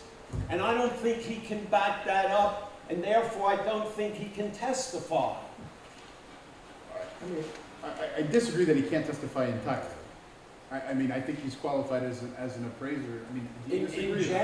In general, yes, he can. But he hasn't testified to anything specifically about this case yet, though. I know, but they gave us his report in advance, and in his report, he says the property is contaminated. He says it's got toxins, and it talks about a plume. And your position against that is he didn't. I he want to didn't know he didn't- where he got that information. Isn't that a credibility issue? No, it goes to competence. I don't. But the effect of those things, whether or not they exist, is what you're saying. The effect of those things, don't you think he's competent? He's competent to testify about? I don't, Chad, for this reason. Maybe we disagree, but there are two aspects to a qualified witness. Number one, he's got to be an expert. The man's an expert, he's an appraiser. The second part is, has he done the information, has he gathered the information and the facts necessary to apply generally accepted scientific or professional materials, programs. And he did not contact or use an environmental engineer, yet in his report, he says the property's got contamination. He says it could have toxins. He talks about a plume. But it doesn't necessarily have to be an engineer. But I mean, ask him how do you make that conclusion? Well, What information did he rely on? The rule I read says he's got to use an environmental specialist. I asked him and he said he didn't do that. He didn't have any conversations with someone qualified. Well, I think the question was specifically engineer.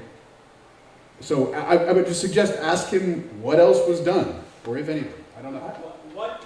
I respectfully think this belongs to the substantive matter of the report he'll present, and if But there's Doug, any if he view that didn't, if he didn't reference, or he didn't do any sort of, what Mark was referencing, if he didn't do any, and he wasn't relying on any sort of scientific data or analysis or anything like that, how can he make the conclusion then? Very, very easily, but you wouldn't let him explain. Well, that's why I'm telling Mark to have him explain what he relied on. Testifying to no end for a half an hour or so. He's trying to say that what he did is market-based assessment on a group of homes and why they're distinguished from another, and that's because of a common concern in a broad area for this project. But it's The impact specifically it will have on related- value. it's specifically that's related- different than an appraisal. No, but it's specific, his testimony is specifically related to an environmental concern, right? Isn't that his testimony? Yes and no. In this What do you case, mean yes and no? yes. Because that's Well, the that's what only thing you could identify that's different about the Angle property is the proposed use. Yeah, But the concept is the same. If you're looking at a new gas station or a Wawa next to homes versus what it was before and what it will be now. That's not a specific appraisal of a property, but the appraisal of the concept and what the concept of the new use has on all its neighbors. That's what was done here as the first step. And if you'll be allowed to testify, he'll explain that in great detail. And if you think it's incompetent or inadequate or misses something, so be it. But that's what he did. But he's, And he Did is not- qualified to do that because he's done it time and time again, and that's what all his work's about. he has not done what it takes to That's your qualify. view of what this is required. Well, that's Take a why I look. filed the motion and limited it. And we object to it, Yeah, but- and we think you're full of it. Here's, and I'm gonna just put this down for the record, and because this report, at least the original report, and I don't know what changed between April of 2023 and now with respect to the market. I don't know, and we'll get to that. But this should have been provided well in advance, and if this was some sort of court proceeding, right, we would have had deadlines for things like this. Now I have a motion in limine filed with respect to this, because we didn't get this report until, what was it, 17th, I think, of June? Mr. Sterling's report. You got it. The June 17th, Yes. 15th, something like Because that? that's when the final changes were made, and we delivered it. I think it was before then. It was My done in- point being is that there was not adequate time. I received your response to his motion in limine at like 2:23 today. I think I received the Board of Supervisors' response at a minute or two after that. So in order to I mean, courts take months. We submitted ours 2 days ago. Oh, 2 days ago, I'm sorry, I saw it in the emails today. And everyone, just for the record, submitted it to the wrong email address. Okay, I don't know how many times we've been through that, because I don't get it. If it doesn't go to the right email address, I don't get these things.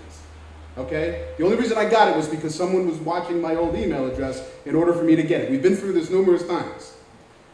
You got a hard copy right in front of you. I do have a hard copy, but now I'm supposed to make a decision on the fly without any research or being able a chance to research any of these issues on this expert issue? Because I do have an He raised issue. it on Thursday night, the night I couldn't be here, the night we didn't hold the hearing because I wasn't in town. We get it on Friday. And then I get your We'll response eliminate it. today. We start to And then I respond get- as soon as we can. Okay, all right. So you're saying it was If adequate you want time? to postpone the hearing because of that, and we'll take 3 weeks to brief it, we can. All right, all right, all right, all right. We all respond. But it can't take 3 weeks to brief it. It can't take 3 weeks to brief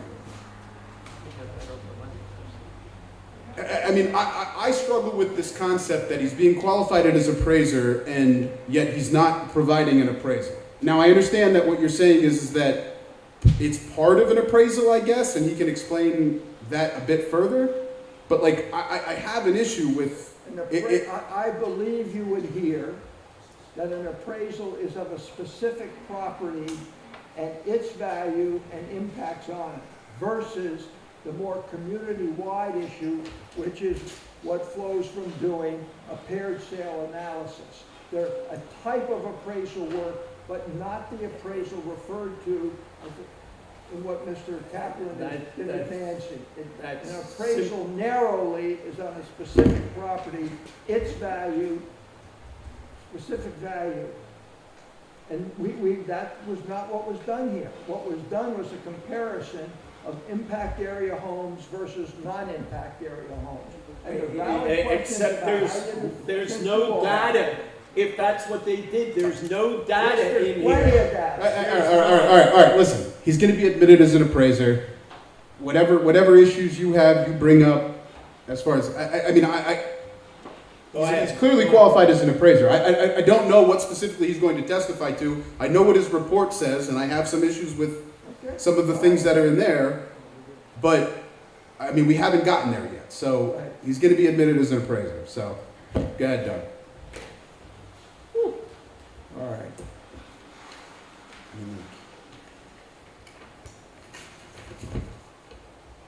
Well, I think just to be mechanical here for a moment.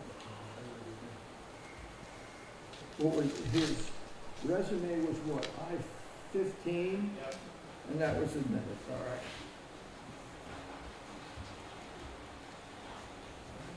So you have April 25 in front of you.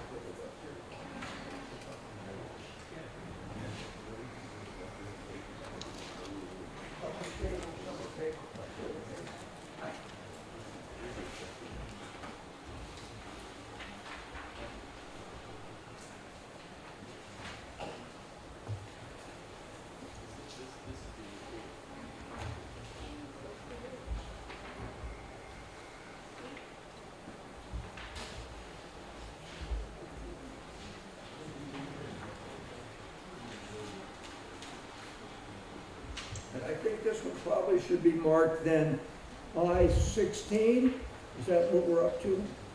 And not to belabor this point, but what typically happens with expert reports is you give the original expert report, you give the initial report, and then a supplemental would follow after that. So I mean, this is over. The original. You're talking about 14 months. Right. The original was prepared 14 months ago, and we got it 2 weeks ago. And why would you get it earlier? The hearing's been, If you've it was been, updated, look at what it says, updated June 6th. I mean, a little courtesy would have been the reason. I mean, this started in February, and you didn't know that we were going to call the real estate expert? I had no obligation to All right, produce it. all right, We all were right, all right. updating things. All right. I mean, we're kind of supposed to loosely follow the rules of civil procedure here, but I delivered these, and if you wish to deliver them to the board before, you could have. I don't know what. Doug, they were delivered to the board when you gave them to us, Yeah. which was 2 weeks ago. So,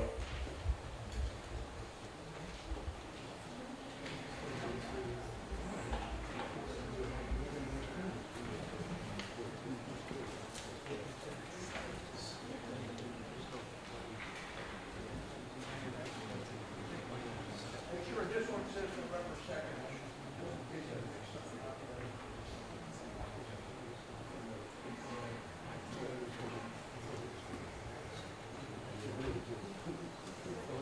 Or if you want to, you can have.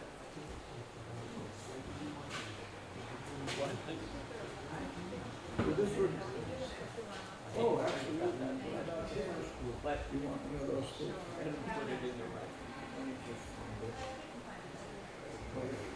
Just for my, I'll get you. This would be then I-17.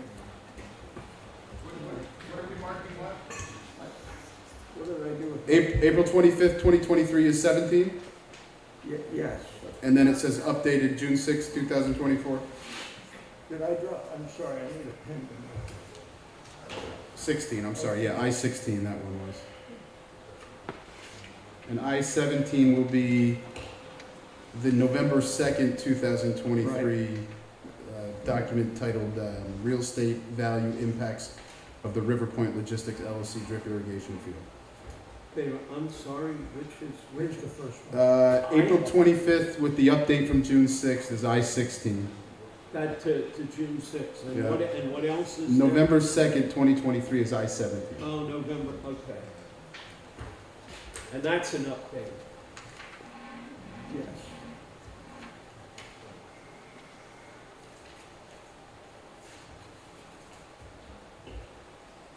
All right, let's start, Mr. Sterile, with I-16, which was your initial report dated April 25th, 2023, last updated on June 6th, 2024. And would you describe what you thought, what you understood your assignment to Can be? I interrupt for 1 second? I have this November 2nd, 2023 update. You sent that to me before. Unless I'm missing something, I don't see exhibits 1 and 2, and I don't remember ever seeing these. Are these, when were these added? They were, which one are you referring now to? Neither, when you sent me this update, neither one of these exhibits were attached. I just want to know when they were attached. I want to make sure they weren't attached just No, now. as far as I know, this is exactly what I sent everyone. all the time. Okay. I might not have had it. Okay, Mark, I've got an extra one if for some reason you want it, but, go ahead. okay. Thank you. So, would you please,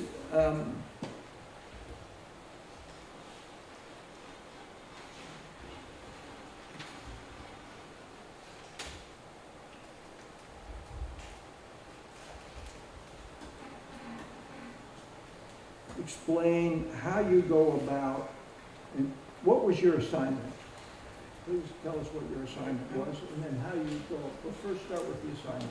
If you refer to the first paragraph, in accordance with your request, I have conducted a consulting assignment to determine if there are any economic damages to real property due to the loss of marketability, rentability, and stigma on properties in the proposed drip field. I did not perform an appraisal. What I just stated here is what I was hired to do, which is part of an extraction from the market when an actual appraisal is completed on a specific property.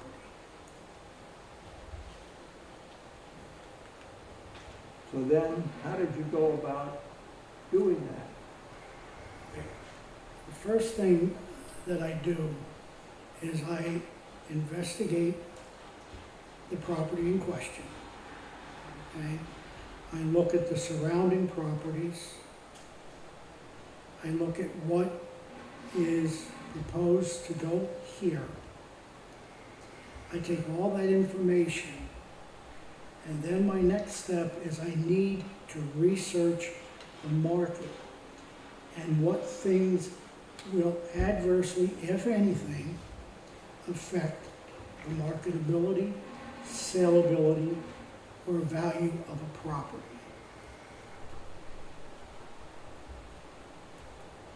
So in order to do that, okay, first of all, I have to have the geographic competency, which I believe I've already spoken to with my area of expertise. my teaching ability in this specific field, my knowledge of the market, all right, my various affiliations. On the second page of the report, the second paragraph down, in addition to my prior experience in evaluation of properties exposed to the external obsolescence. Now, when I say external, that means it's something outside of the property. It is something that the homeowner cannot control. It is controlled by someone else, hence external obsolescence. I have taken the following courses through the Institute, become current and up to date on it. I've looked into the LUM library.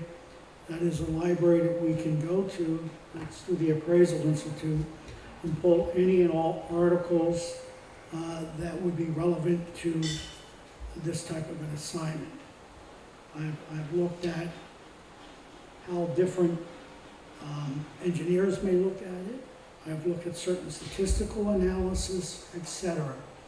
However, my 47 years in this business, there is only one way to determine if something is going to adversely affect the property.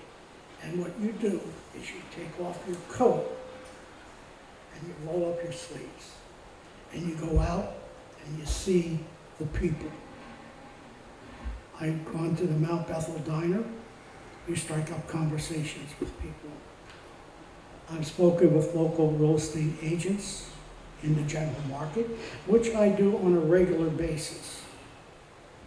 I address if financing of a particular property that is adversely affected by this external obsolescence. Will that affect the financing? An example being, if you're going to finance a property through the FHA or Federal Housing Administration, a property cannot be within 300 feet of an underground gasoline tank for a gas station, for example. Okay? That's general knowledge. As an appraiser, I have to report what is in that property I'm valuing. And if there are anything inside the property or outside of the property. An appraiser must need to be geographically competent as to what is going on in the marketplace. In this particular case, with all the media attention that this is brought out, the meetings of the, if I correct this, the Joint Planning Commission, okay, the meetings here, things along those lines, it's out there, all right?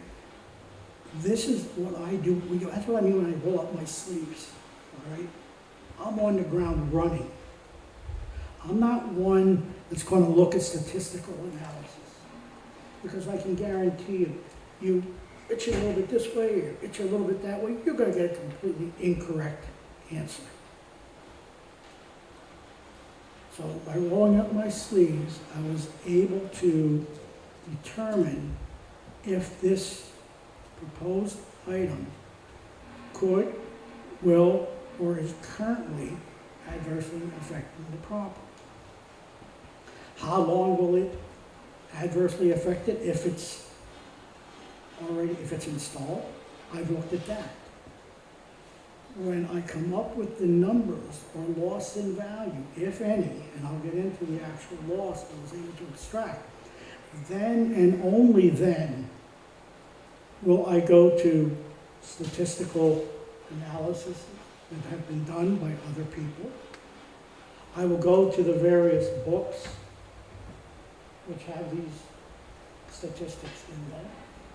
I will go to surveys that have been done throughout the entire country on what realtors feel. And that way, when the number that I have arrived at, I can say to myself, well, let's just say I came up with 90%, but everybody else is somewhere between 8% and 25%. I'm off. Then I step back. But I was able to come up with a comfortable number that fell within what your buyers are looking for and are reacting to in Upper Mount Bethel. And they fall within the realm of outside data. Right? Was I paid for this report? Yes, I was. Okay? I am compensated. But as I said earlier, whether the board would hire me, if Mr. Kaplan's client would hire me, if the supervisor would hire me, my number will not change. I'm an advocate of my number. I am not an advocate of the client. So I would be telling Mr. I'm Kaplan. going to object to this. This is off of the question that he was asked. Yeah, I don't know what the question was. What did he do? At What, this point. what, the question was, what did he do? How did he go about doing it? So let's explain that, Mr. Storer. What did you do kind of step by step to come to it? Why don't you start with the number? What did you conclude? And tell us how you got to that conclusion. I'm going to object. There's no foundation for an opinion up front. And you, I mean, you just the question originally was, what did you do? And then it went into a 4 or 5 minute dialogue or monologue of kind of everything he did, but I don't know, what testing did you do? Or what did you review? Maybe start there. I think jumping to the conclusion and then going backwards, Fine, well, I get what you're trying to do, Doug, but come on.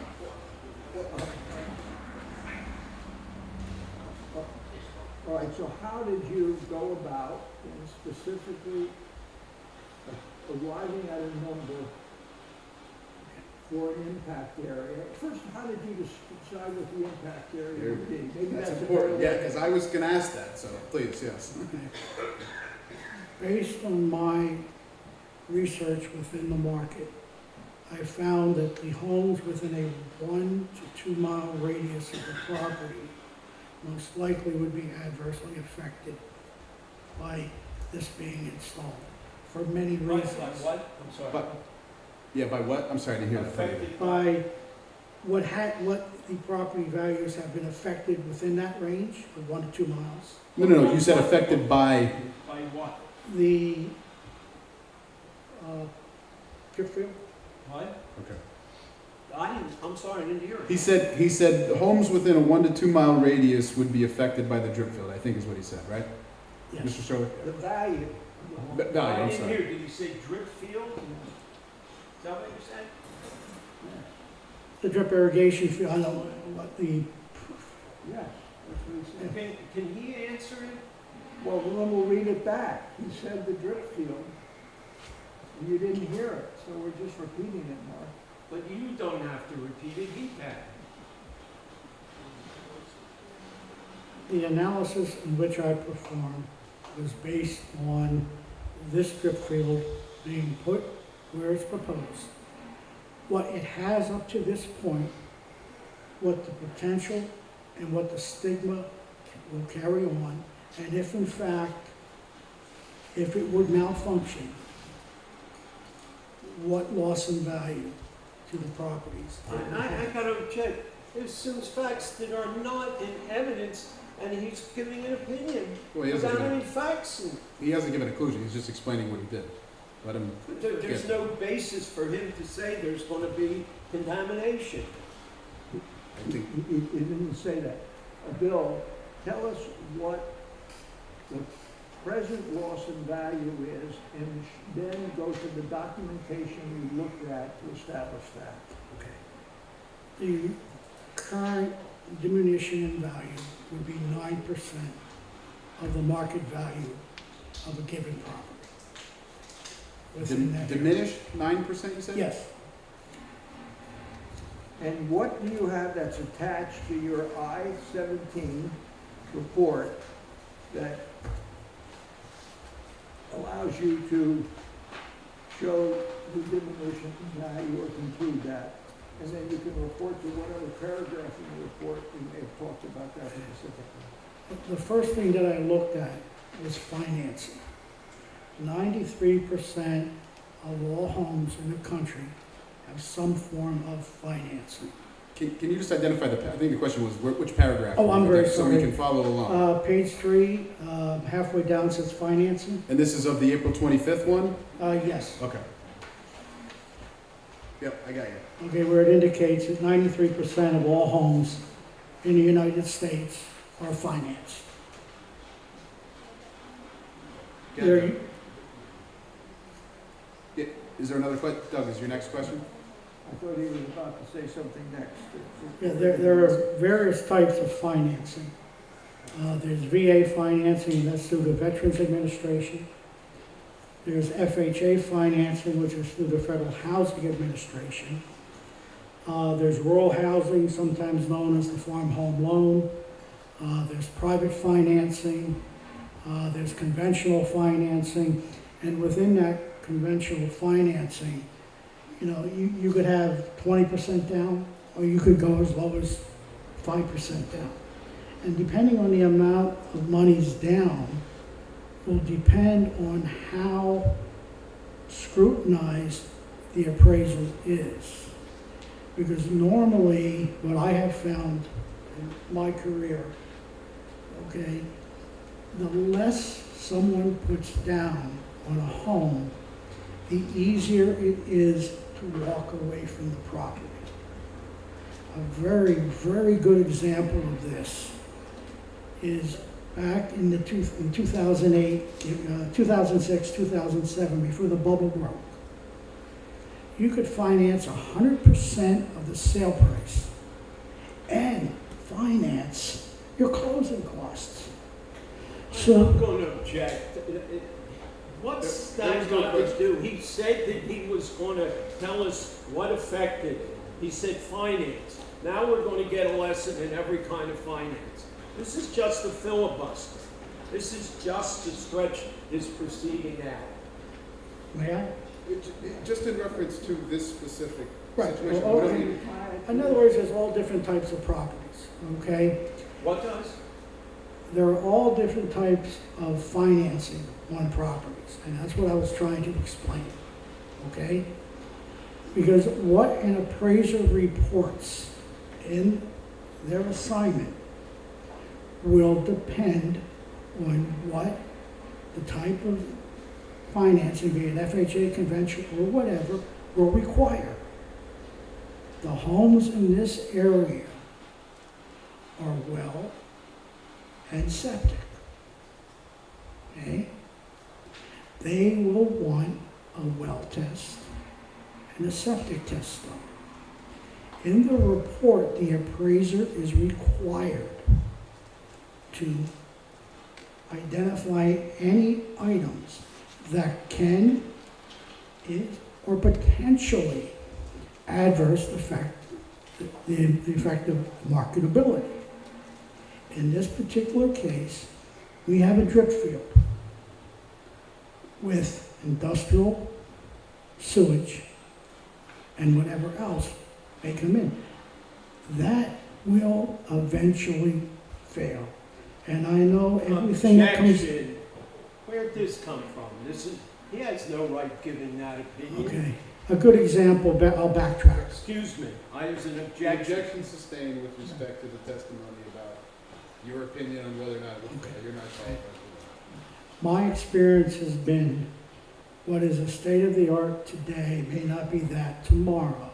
A very good example of that is 3 Mile Island. Okay, that wasn't going to fail. So, over and above your standard well test and septic, okay, if the appraiser, which they're required to do, puts in the report that the property abuts a drip irrigation field or is near a drip irrigation field, there could be more additional testing required by the lender. Okay? That's part of financing. And what is the impact of that? Would financing perhaps be harder to get? Financing would be, in some cases, be harder to get if you're putting minimal amount of example, FHA, I believe 97% you can finance. VA in most cases could be 100%, okay? When you get involved with these types of properties and purchasers that have minimal money to put down, they can go to what they call a hard money source. And what they're loaning there is on the real estate. They are not really concerned with the ability for the purchaser to pay the debt back. They want to make sure that if and when it does happen, where they do have to take the home back, they have the ability to sell it. So this is what the appraiser does, and this is one of the things that I did look at. I constantly update my knowledge on this. I've attended recently with Fannie Mae and Freddie Mac, okay, with VA, with FHA, and some local and national lenders, all right? And they are all saying that we want a well test, and if there's something that could potentially adverse the drinking water or groundwater, we want to know about it. And we then will make our decision.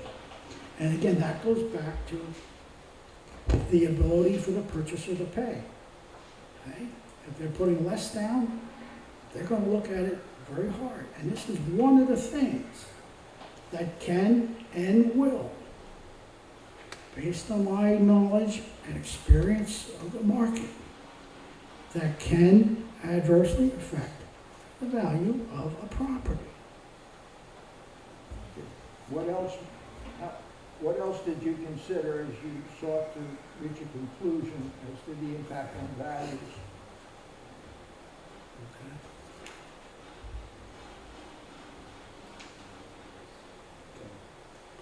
I'm going to go ahead and then come back, if I may.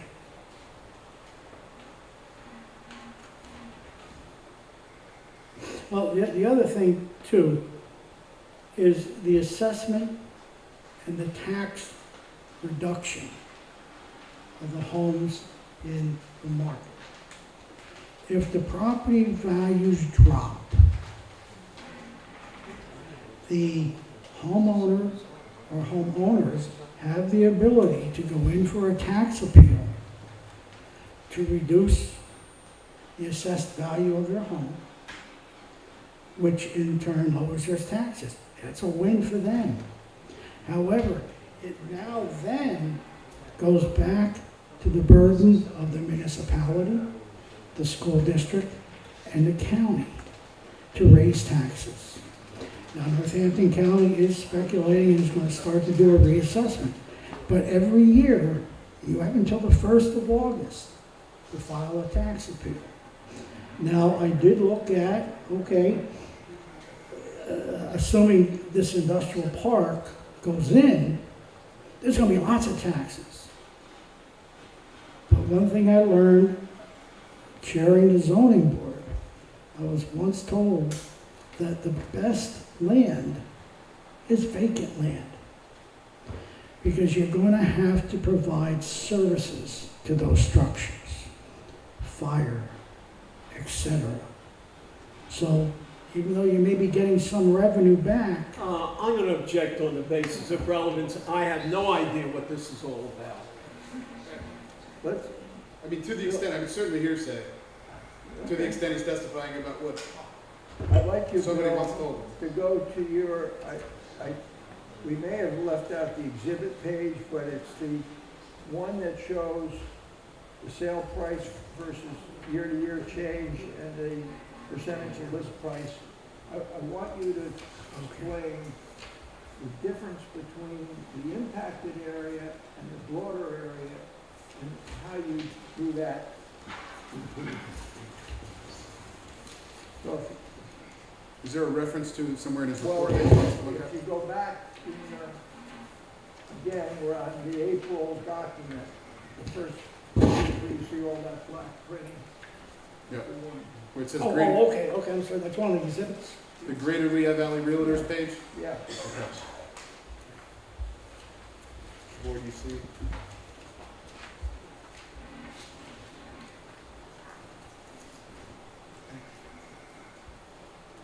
I did, or one of the things I looked at, okay, is what is the current list price to sale price ratio? In other words, when a home is put on the market for $100,000, is it going to sell 100% of that list price of $100,000? We don't know. But there are statistical data out there, in this case, through the Greater Lehigh Valley Association of Realtors, which services this area. Sections of Monroe County, yes, they do dip in, but for the most part, it's all going through the Greater Lehigh Valley Association of Realtors. If you look at the exhibit here, if everybody has that, okay, the average days on market was 25 days. The typical home went on the market and it was under contract within 25 days. For what time period? We need to reference. That was within the one month, okay? What It's time- down no. at the bottom, it's down on market Right, update but March graphic, of 2020. He's 20 testifying. March of 23. He's testifying about something. This transcript is going to have to be read. He needs to reference where In what time March of period. 2023, from the Okay. Greater Lehigh Valley Association of Realtors, they concluded that the average, or median, I should say, median days on market was 25.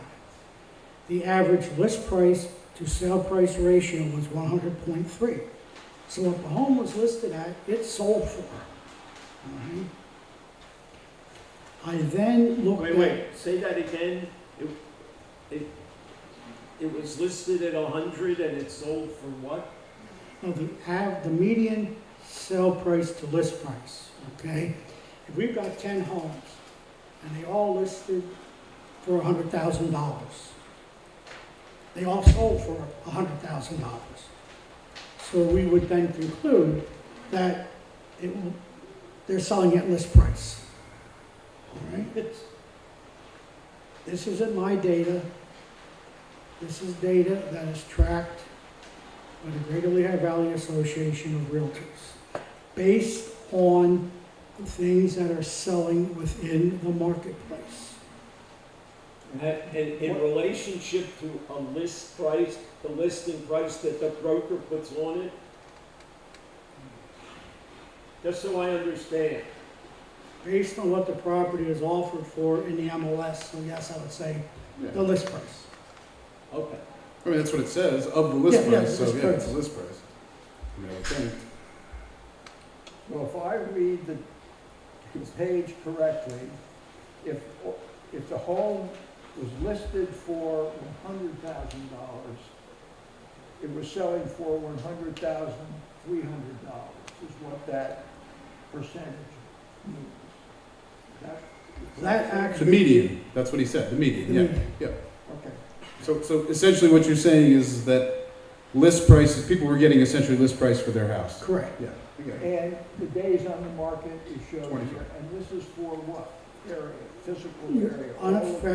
All of, actually, the entire Lehigh Valley, which takes in Monroe County down to Williams Township, including the Williams Township, Route 611, and out to Berks County. Not including Berks County, but within that area. Not including Berks? Not including, no. Basically Lehigh, Northampton County. Well, if that was the general market, what work did you do and what did you conclude about this closer in market? Then we looked at properties that sold within this area that we identified. Within the 1 to 2 mile radius. Yes, Okay. okay? An example that I gave is the property located at 81 Summerfield Drive. And that's the next document in your package, behind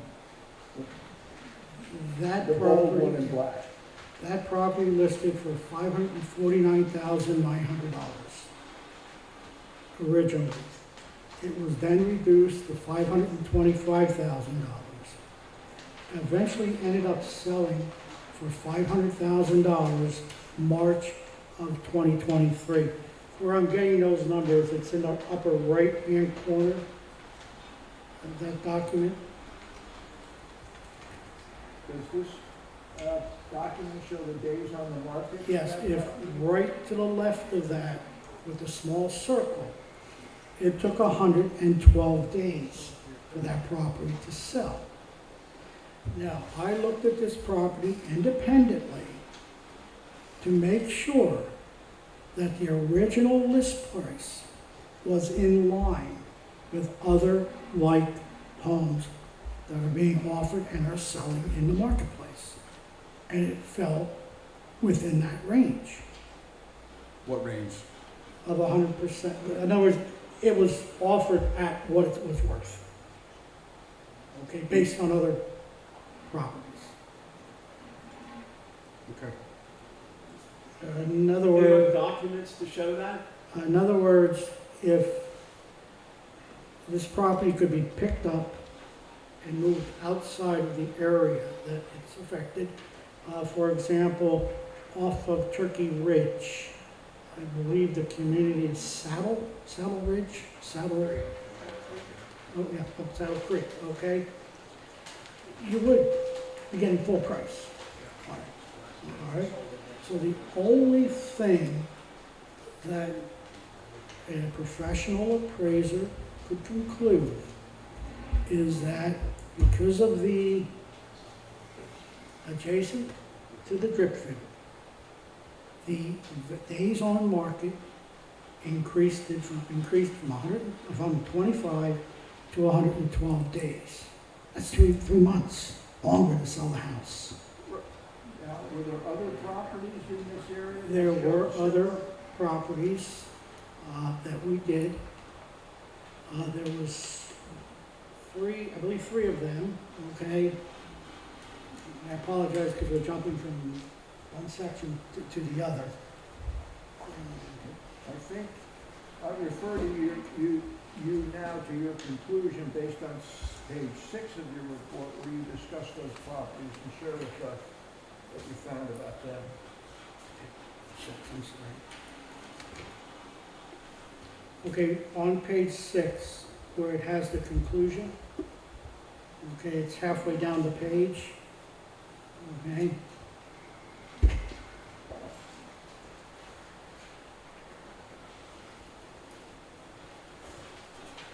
The properties that were within that area sold between 8.8 and 21.85% below the listed price.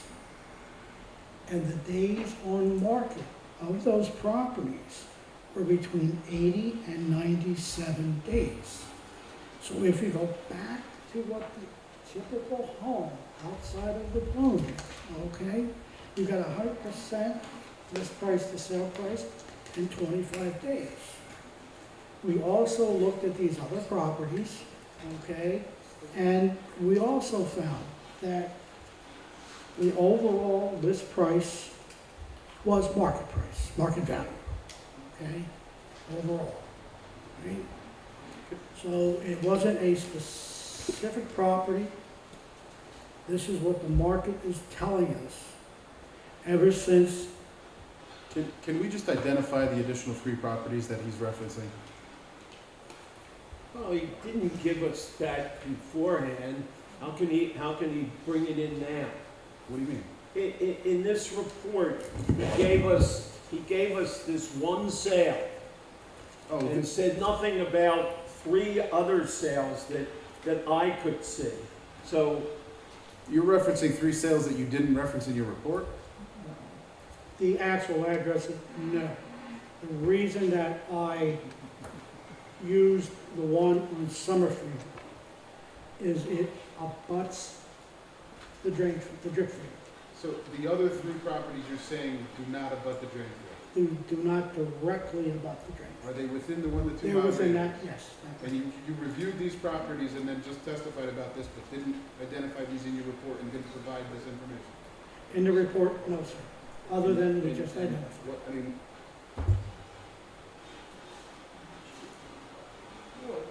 He reported on the values that, we don't have depositions here, if we can depositions. bring that in.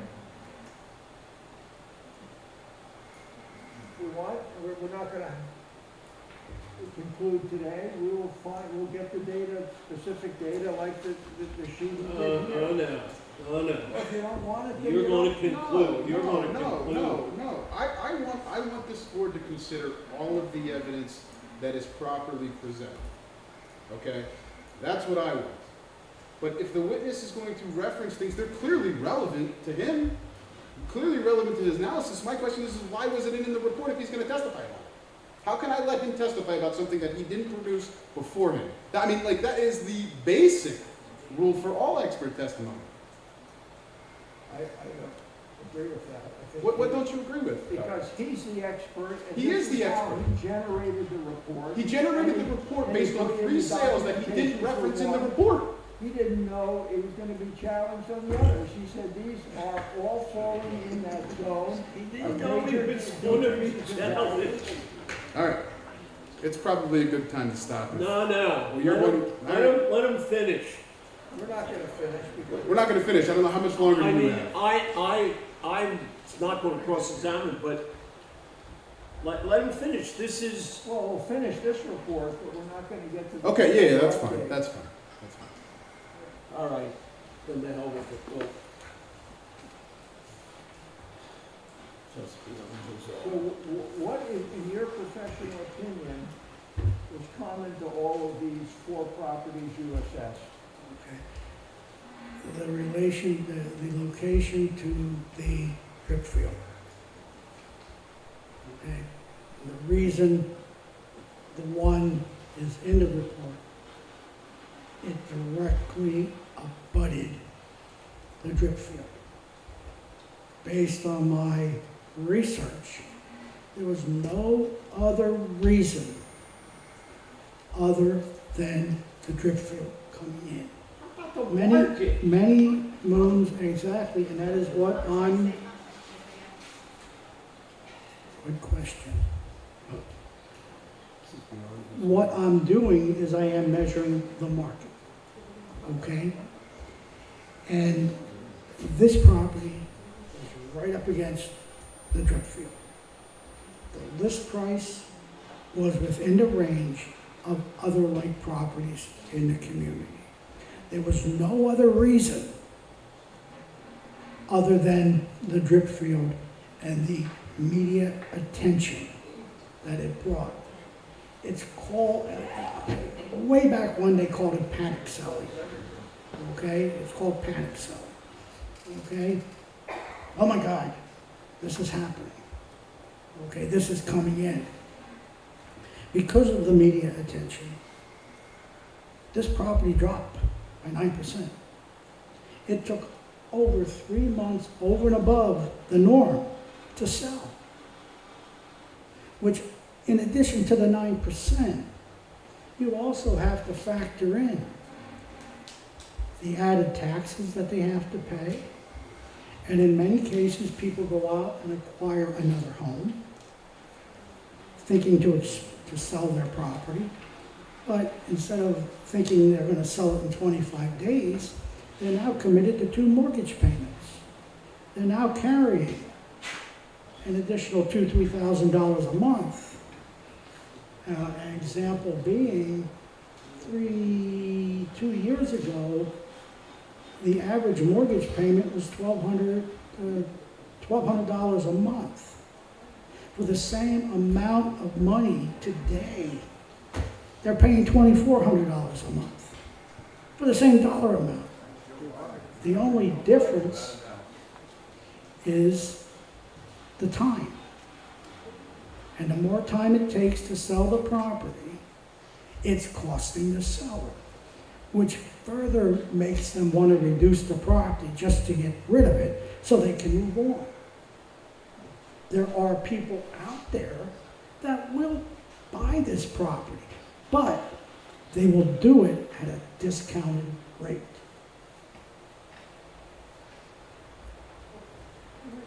I think that place Good to spot. stop.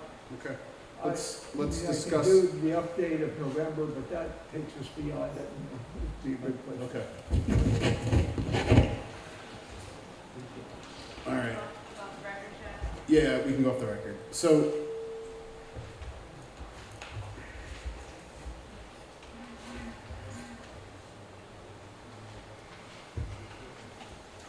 What are you looking at, Chad? so I'm looking at the 16th of July, and then the 30th and 31st. Oh, you're gonna be away, Jeff. So what about the 30th and 31st of July? What, the, The Tuesday and the Wednesday. 16th on, I'm good on the 16th. Jeff's away, right? Oh, okay.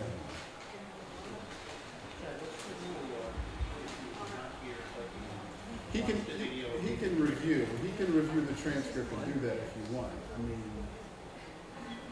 it's up to you.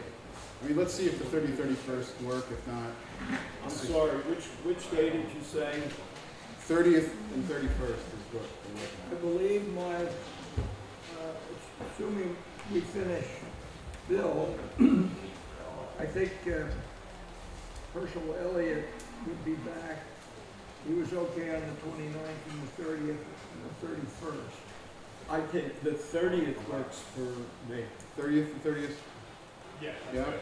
Let me just now check my calendar, because I sometimes stupidly don't. 30th?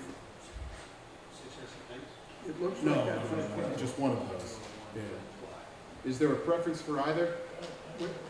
I, 30th and 31st, either one Well, doesn't matter? Bill's not yeah, here. the 30th. You're not here when? 28th to the 9th of August.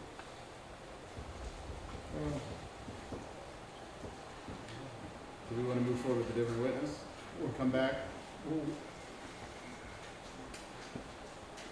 he could come back certainly alone for a hearing, After he gets back or something?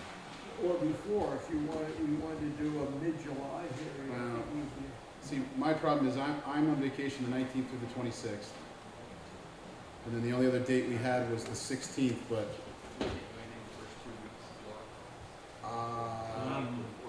well, I'm away the 9th and the 10th, but I could do the 11th. We don't want to come on a Friday, but That's, the 11th work for I anybody? I could do the 11th. Doug? Wait a minute, I'm not sure. That works for you, Mr. Story, right? The only I'm saying, right now, it looks good. Okay. I'm on call for, in a case where they fired the attorney, and they're allowing the other attorney, your attorney to get up to Okay. case. But if we go the 11th, Yeah, right now, Okay. at night, you're gonna tell them, hey, I'll book the yeah, 11th. at night. Okay. What Yeah, day, at the what same day are time. we talking about now? The 11th? 11th of July? Adrian prefers to have it the 21st. Oh, he's gone until then. If it doesn't work, then It's, I'll be you're gonna be somewhere here then, else. okay, okay. It is what it is. Didn't have you out for that.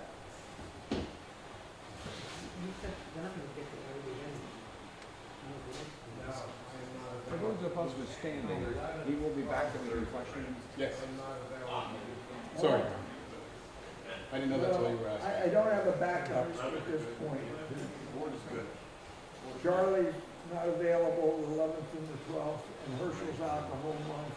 Bill would be here. Any, There might be a shorter hearing. any issue with doing that, just doing him? I'm sorry, say that. Any issue with just going through, getting through him since he won't be available later in the month? We gotta get through it, we gotta get through it. Well, I don't wanna, I'd rather not move on to another witness and come back I agree with after you. the fact, right? I mean, you don't wanna do that either, right? So you don't have anybody else that could be there On the 11th? on the 11th? I could have a citizen witness who would just express, whether he had any concerns. I mean, are you gonna present that person no matter what? Not necessarily, And we had enough of that, we've heard it. Well, All right, let's do the Why can't- 11th, so we, if we do the 11th, why can't we do the 30th then afterwards? We I don't, thought somebody else was, what, the 30th, I think we could do. I can do the 30th. Yeah. Oh, I wasn't saying no to that. No, I'm saying, why don't we do the 11th and get through Bill, since he's not available later in the month, right? And that'll be a short meeting, or, well, we'll see. From your We'll lips. see. Yeah, I know, from my lips to God's mouth.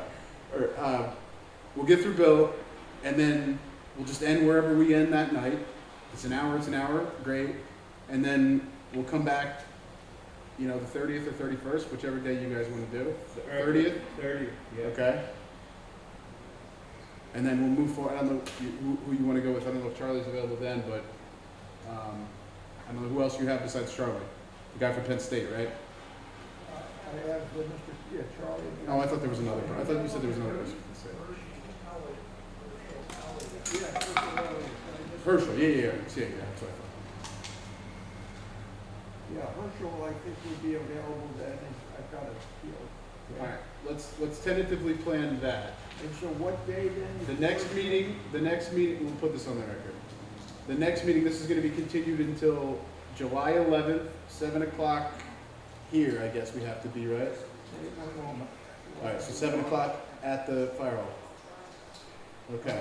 So that would just be July 11th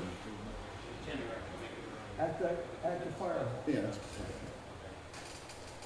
I don't think we're gonna have an issue with You're saying at the fire hall? that. We're to say at the fire hall, there's another meeting here, but the meeting's in the other, or is it in here? Would the hearing on the 30th be at the fire hall? The other meeting is my board, Parks and Rec, but we'll still be in here in Parks and Rec. Let's do it here because we're not confirmed that the fire hall's available, just for the 11th. Okay? And presumably the 30th Yeah. would be here as well unless. we Well, change yeah, it. unless we try, we're gonna try to get the fire hall on the 30th just because, yeah.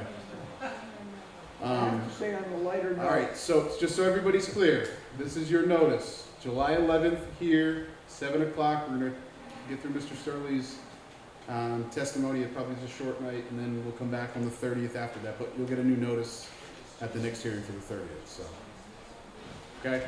I'm just gonna ask a question. You're gonna call Charles,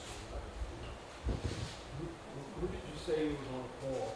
Yeah, Probably on the 30th will be Herschel Elliott. yeah, and then who else? Well, we'll probably, Charlie, are you here on the 30th? Yeah. So he would be the backup.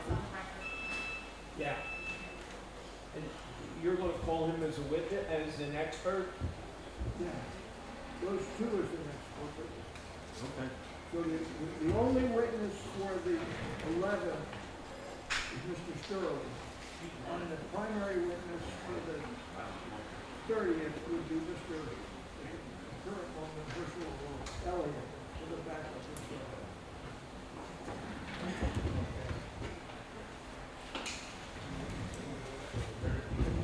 That's anything else.